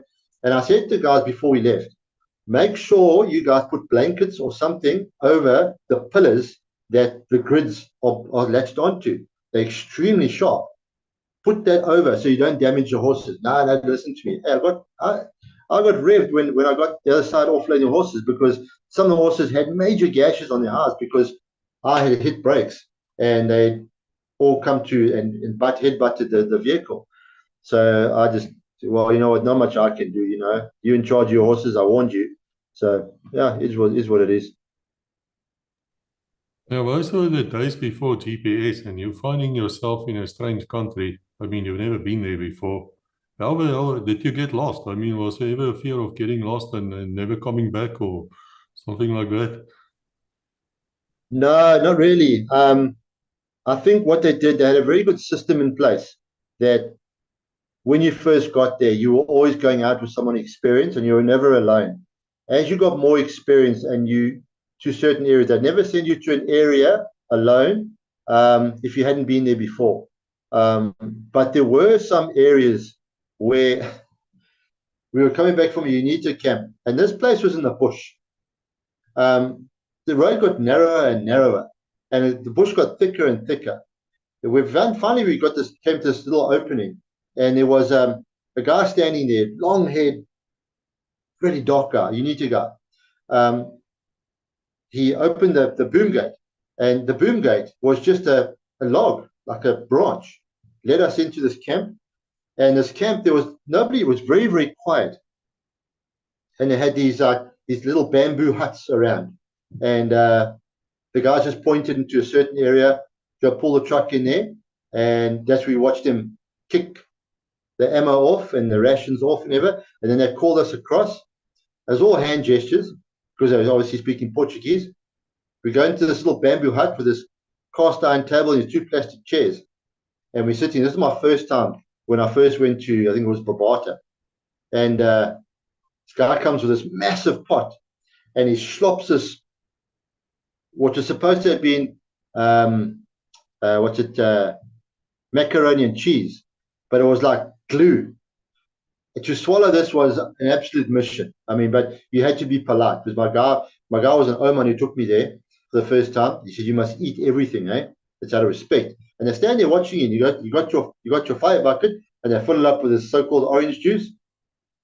I was so full I couldn't eat anymore. And as you finish, he slops another lot into your bowl. And I'm going, oh my goodness, no man.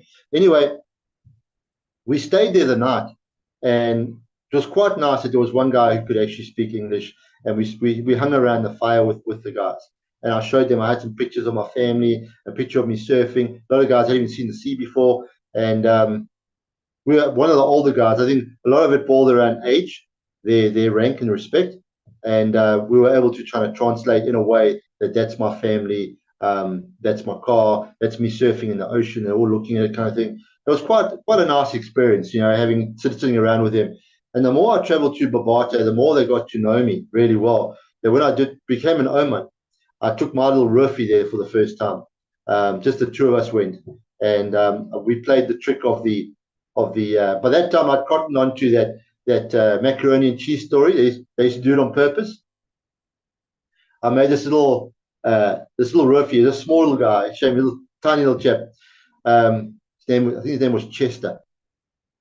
He sat there, and the guys knew that I would only have sort of one helping, and there was me. They kept on loading and kept on loading, and this poor guy couldn't eat anymore. I said, hey, you have to eat it all, eh? You have to finish this pot. That's out of respect. I said, these guys, you don't want to mess with these guys.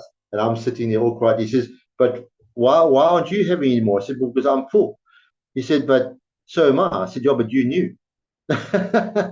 So we made him eat. The poor guy, he got so sick. He was just so loaded with so-called macaroni and cheese slop. That's unbelievable. But yeah, that was a great experience. Yeah, being able to mix with those guys was great. But going back to, did we get lost? Going back to one time where the road we didn't realize that going there that there was actually another road that joined it because you couldn't see it. But coming back, there was that split. Now we're saying, which way do we go? Left or right? But luckily we looked down at the tracks. Hit left. So yeah, there was but we didn't really get lost. No, we were okay. Now this vehicle is capable of driving off-road. I mean, it's possible. It's six-wheel drive, but it's very, very heavy, of course. Did you ever get training in driving off-road with a vehicle like this, or was there no need? No, we did. When we went for specialized training, we were told exactly how to obviously jack up a vehicle in soft sand, obviously how to support it, how to take a wheel off, all those kind of things we had to know, which was like a crash course that we needed to do after our training course. But when you're there, it's a different story. It's, amongst the elements. There was one road I can't remember what camp we were going to, but on the road, it had their beware mines. So you'd see a lot of the tracks were never on the road, they were off-road. So a lot of times we used to make our own road, we used to strap ourselves in, and we used to bounce through. And I never, ever got stuck. Never, ever got stuck. There was only the one time where I had a lot of building material. I think it was either sand or cement.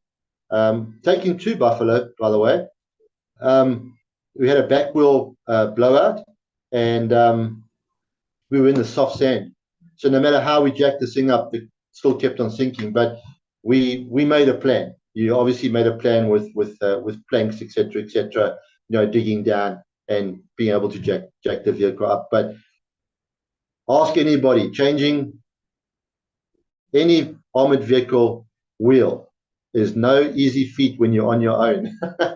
I don't know how I did it, but yeah, it's not easy. Not easy at all. I'll send you a picture of this one guy who was 6 months ahead of me. His name was Broncos or Bronchi. He's this massive Afrikaans guy. I'll send you a picture of him straining to get a wheel nut off. And I'm standing next to him having a good old chuckle. I'll send you that picture. I was wondering about that because the Caspers we were using had the same wheels, I think, as the Samels. And I always used to say it took one angry sergeant and two constables. Otherwise, you will not get that wheel change. So if you really want to screw a guy around, make him do it alone. I mean, he will suffer blood. That wheel is heavy. I think if that thing falls on you, it can kill you. There's no doubt. Oh, yes. I mean, even, obviously we had to make up our own spare wheels and stuff if we had blowouts, which is a common occurrence. There was one guy there who was about to blow out when we got there. He had a massive dent in his head, and that was from a jack that slipped out, shot out, and smashed him. He nearly killed him. That's how dangerous it can be if everything's not level and you don't have any support structures going up. If one slips, you've got another one to hold. So yeah, this guy had a major dent in his head. Piece of his skull went missing. So, and also when you're busy blowing up your wheels, I mean, you're changing the rims, and you have the steel band that goes around and secures the rim on. When you're busy pumping it up, you have to put it into a cage, because when that thing pops, when it gets to its level, everything pops out into place. Sometimes if that ring is not put on properly, it's not jammed into place, that thing shoots off, it'll decapitate you. So a lot of things we actually had to learn about the vehicle, safety factors, etc., how to get out of trouble, and when to use, all six-wheel drive, etc. But other than that, yeah, we knew how to drive those things. We were pretty good. Well, did this help you in civil life? I mean, did you then become like a owner of trucks or something, or was it just the army You know, experience? the funny thing that you mentioned it, I found work at Toyota Manufacturing down the plant down the road here when I finished the army, and they had a truck division there. And if I had probably more of an education or more experience or studied a bit more, whatever, on how to start a business, then maybe it would have been a good idea to actually purchase one of the Hanos at Toyota. And I probably would have had my own transport company. But I look back today, I think to myself, I had the know-how. Why didn't I do it? Just young and stupid, just get a job and go, go and do it. But yeah, no, it did cross my mind. But the one thing I did not stop doing, and that was traveling. I spent about 10 years at Toyota, also in logistics, by the way, but more, it was more parts, supply of parts to material handling, material control, but it was called the logistical department. But it wasn't working out for me. I just didn't feel happy there any longer. So I became a sales rep. So I was on the road, and I'm the kind of person, I like being on the road. Don't keep me locked up. And I enjoyed it. I was very good at talking to people, very good at sales. And I was far more comfortable in being in a car. Some people say, I could never drive a car all day long. I can't be sitting in an office all day long. So for me, I was out in the road, and that's what I did for many years. And then both my wife and I, both reps, and if I may, we both lost our jobs back in 2012. The company liquidated, both company that we worked for, and we couldn't find work. Weren't able to find work anywhere. We lost everything. We lost our cars, we lost our home, we lost basically everything, and we had to claw our way back. We just couldn't find. I mean, look at 2012, getting all the white male, just couldn't find work anywhere. I was helped out with work, with friends and stuff. A lot of people who may see this will know me as the guy who has been doing unit caps, bush hats, golf shirts, t-shirts for all units. And I've been doing that for 10 years now. They'll know my business name. They'll know my name, and they'll probably put two and two together.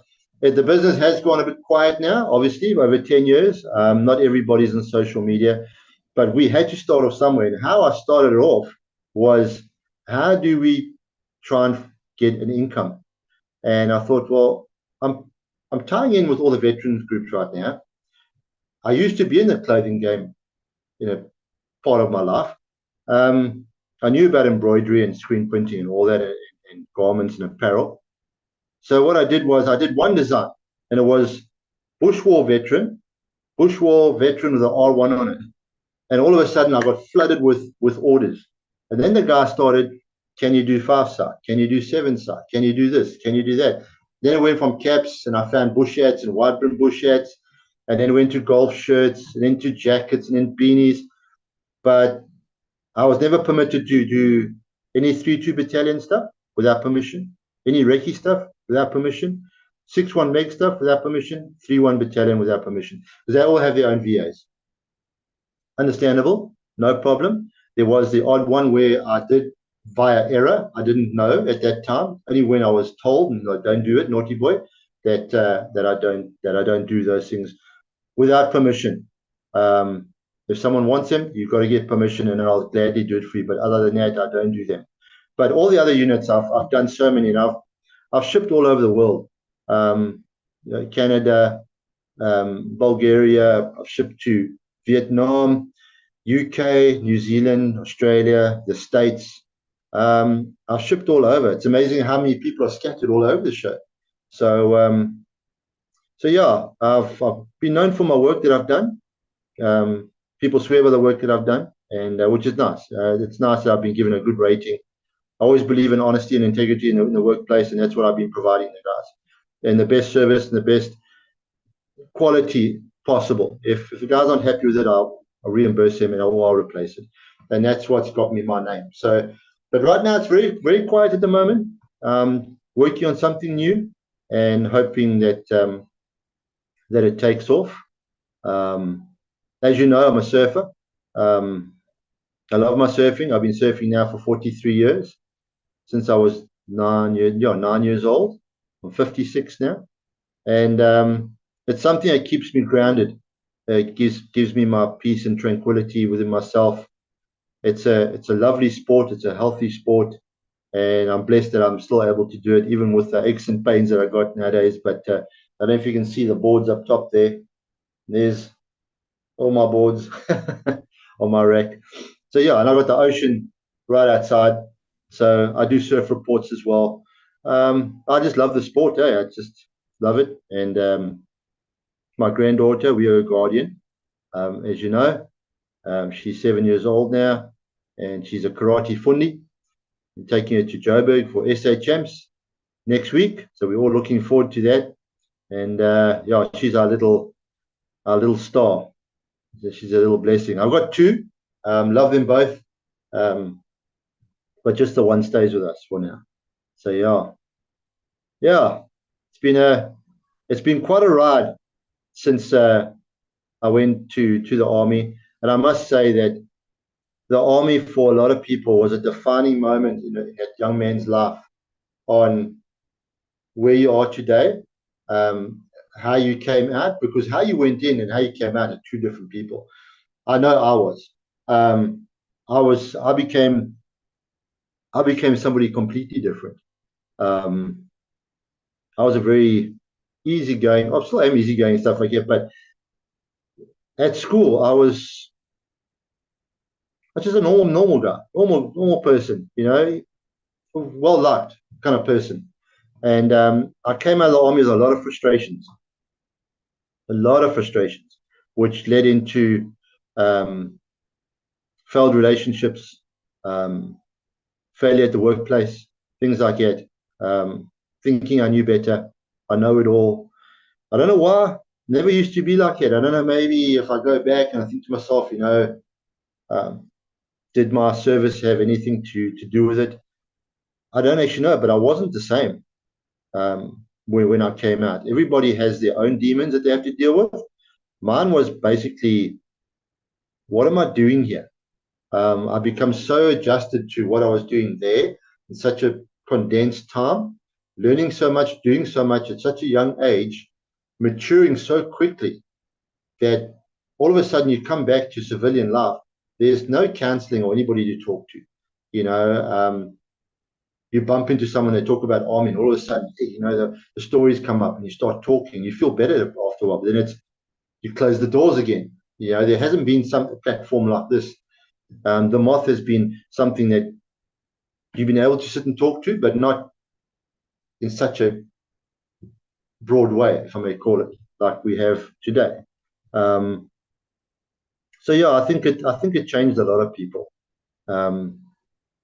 in so many different ways, and I know that there are guys out there that are struggling to this day, which is sad. There was a young girl at Postnet, and she saw one of the caps I was sending off, was a SWAT's best cap, sending off to a customer. She said, "Oh, my dad was part of it, but he never talks about his service. He gets very tense." And I said, "You know what? Wrong thing to do. He needs to go and talk about it. He needs to let it go. You got to have some form of closure." For me, talking to you and Legacy Conversations today, I can actually feel a weight lifted off my shoulders, because I've had this monkey sitting on there, especially on the one section that I wanted to let people know about, that they only knew a small little part of it, and to be labelled to this day is not cool. Rather know the actual whole story behind it, and this has allowed me to it, and I'm very, very grateful for that. Thank you, Chris, for allowing me to do that, and talking about my experiences. Yeah, I must tell you, we will leave a link of your business here in the description, and I hope people support you. And you know what? I keep on saying to you people out there, guys, we need to support ourselves. Why would you want to go and waste money on people you don't know? Come to your own friends. Let us do business. My dad used to say, man, take your car to the mechanic down the street. That oom, we know that oom, you know his children. It's so much better. But I have a trick question for you. It's a very last question. It's a very tricky question, in fact. I'm quite curious what you're going to answer me here.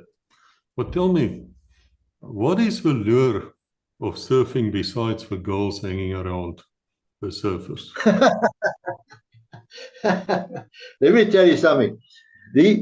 Back in the day, as youngsters growing up, the beach used to be a hum of activity. And the girls down there were always down there in their bikinis. And there was always that surfer girl going to the beach, etc., etc. The beach used to be littered with the girls, and everybody had. There was always that connection. There were beach girls and surfers, and surfers used to get this raw deal in the back of the day of being a bunch of lazy bums, bunch of dope smokers and whatnot, and it still lingers around today. But it's actually a very, very competitive sport. If you go in and look at the competing side of things, but going back to the girls' side, there's not that anymore. Times have changed, and I don't know if the way things have changed within our country that you do see that the odd girls, young girls down the beach and whatnot, but that nothing like we used to have. Things used to be very, very tight. There was always a balance of girls and boys that were always mixing, always going out together to the same places, and those were your groups. But over the years, it's kind of disappeared now. Now the guys go surf, they come home, they go home. On a nice day, you might see the odd guy there with a board with his little beach bunny there, but it's very, very seldom. It doesn't have that same, not in this country. Australia, it's thick in Australia. There, the same thing happens. Like we had here, they still have there. They have in America still. You have all the ladies in their bikinis on the beaches here. Here, you don't really have it that often anymore. It's changed. It has changed, I must say. But it always used to be a draw card, yes. Yeah, for sure. Definitely. I matriculated in East London, and so we were living in Kanubi. So we saw a lot of surfers, to be honest. And we also saw a lot of these fall paints, these Transvalers coming on there. And they had money, The woman would be towing this huge caravan with this S-class Merc. Yeah. So these Transvalser okies had all the best equipment. They came here with a very small Sean Thompson type of surfboard, which is horrendously stupid. I see you laughing there at the back. And of course, we would buy it within a week because this guy just couldn't make it. So what's your advice to a new guy who thinks to himself, man, let me go and try this? Must he get the biggest board, or why board, or must he come for the small professional stuff? If you are starting out with this sport, it's all about balance and be able to paddle. Now, if you look at anybody who hasn't done the sport before and they climb onto a surfboard, they look like a dead fish on a board, they're flapping away, board sticking up in the air like that. The first thing would be, don't go and try it out amongst experienced people. Stay away. Go find a nice little quiet place.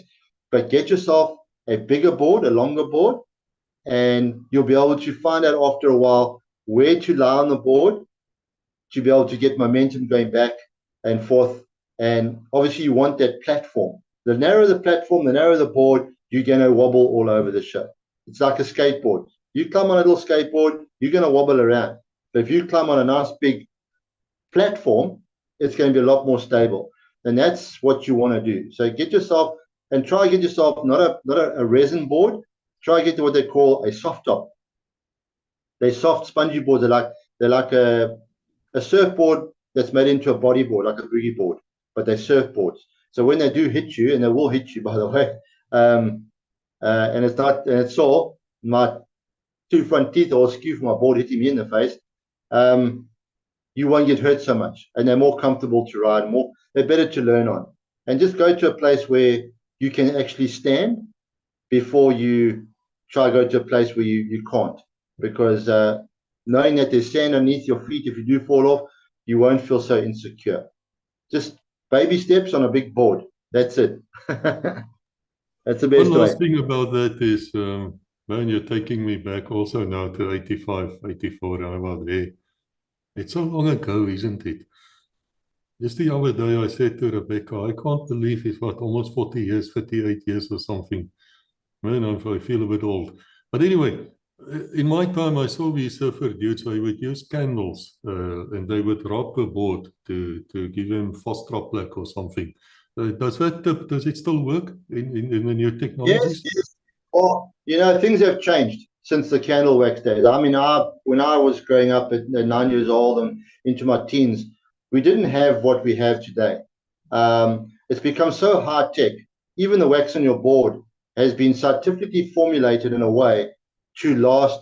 You have cold water wax, you have warm water wax, you have tropical wax, um, all different types of formulations that you actually use in different environmental or different environments, different water temperatures, etc. You rub it on, water will run away from wax, and it's sticky, so you don't slip. So yeah, it's a necessity. But the days of candle wax, I used to melt candles in my mom's pot at home, put a little bit of vanilla essence in there for a bit of scent, and I used to put them in plastic domes and put them in the freezer. And I used to use that as wax, take down my wax bar. So yeah, the days of candle wax was the start. That's the only thing we actually had to actually rub onto fiberglass. But right now, there's so many different formulas that you can buy for your surfboard. Okay, very last question because we're running out of time. Best Yeah, sure. best surfing spot in South Africa. Jeffreys Bay, Kanubi. Yeah, I've surfed at many, and Jeffreys Bay is probably one of the best waves in the world. Yes, um, but I've surfed there a few times in my life. But it's a very localized place, which means that it's very hard to get a decent wave to yourself because you always you're competing with the localism all the time, and it's not a pleasant place. So when it comes to the best spot to ride, I think that the wave for one, but also the what it's like out there as well amongst the locals. You want to feel that you accepted. You want to be a nice vibe out there. So it goes hand in hand. You can have the best wave in the world, but it also become the worst wave to surf because of the locals. They don't give you an inch in the water, so you can't enjoy yourself. It becomes too tense. I've got a place down the coast for me, down towards Scotland way. I lived down that way for a while. It's a place called Greenpoint. I've had probably my best waves in my life there, in big, small, amongst dolphins, amongst sharks, you name it. I've had some of my best rides there. I've put in 43 years of surfing that point. So the guys know me well, but we try to keep it as show respect. Yes, we are locals and we're regulars. So if anybody from outside comes in, that comes from Jeffreys Bay, Cape Town, or whatever, don't think you're just going to come there and just start taking waves. It doesn't work that way. There are rules in the water, but we try to keep it pleasant in the water, trade off. So for me, that would be even though I'm a local there, that I've had my best waves there for sure. But J Bay, if anything, is probably one of the best waves in South Africa for sure. Yeah. Yeah, now we have to stop it. I was about to go on about the constant 500 and all sorts of things, but guys, this is a military show after all. So the really last thing for you is any advice for the veterans out there? I always say to them, guys, don't, and I said it before, even on this very video, don't sit there and let Satan get you from behind. Get to your mates. Do you have such a message as well to your mates, perhaps watching here? Yeah, yeah, definitely. Like I've always said, everybody's got to tell a story, but even if it's not a story, even if it's just that you feel you want to be with somebody that's in the same wavelength mindset, go to your nearest veterans association or go to your nearest shellhole or dugout. Get to know the guys, just to go and sit. and speak with the guys. A lot of guys don't talk war stories, but as soon as they get to know you, they, then the stories will come out. And I think a person will feel more comfortable sitting with somebody that's on the same page in telling their story, especially if you're going through a hard time, especially if you've been carrying this so-called burden with you that you need to release. It's important. And I would also say legacy conversation is definitely a place to sit and discuss it. My thing as well, when I find out, is that write stuff down. The more you write stuff down, go to the beginning and start writing, more stuff comes back. And the more you have to remember, the better the story will come out, because you want to tell the whole story. But definitely, for all the guys out there that are struggling, or even if they're not struggling, just go down and speak to the guys that are on the same page. Even if there's guys on Facebook that join one of the veterans groups on there, see what the guys are talking about. You don't always have to interact until you become comfortable with it. But I think it's very important that the guys do tell their story, whether or not it's a fun one, a serious one, sad one, whatever it might be. Tell your story. All these legacy conversations will link together in one day, where you probably can make a movie out of it. And that's what I've always wanted to see. See exactly how this well-oiled machine of ours, the South African Defence Force, how did we do so well? We had such good discipline and training, like none other. And be proud of that. Be proud of being part of that.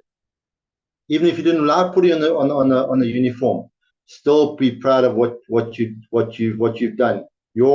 What you did played a role, even though you might not think it did. It did play a role for sure. And I'm hoping that there are other loggies out there that listen to my and watch my clip, that will, one, recognize me, and hopefully we can hook up one day, and two, will resonate with the stories, because each loggy has their own story for sure. And it'll be nice to see more of the loggies come forward. But definitely, guys, tell your story. It's important. It's important moving for you and moving forward.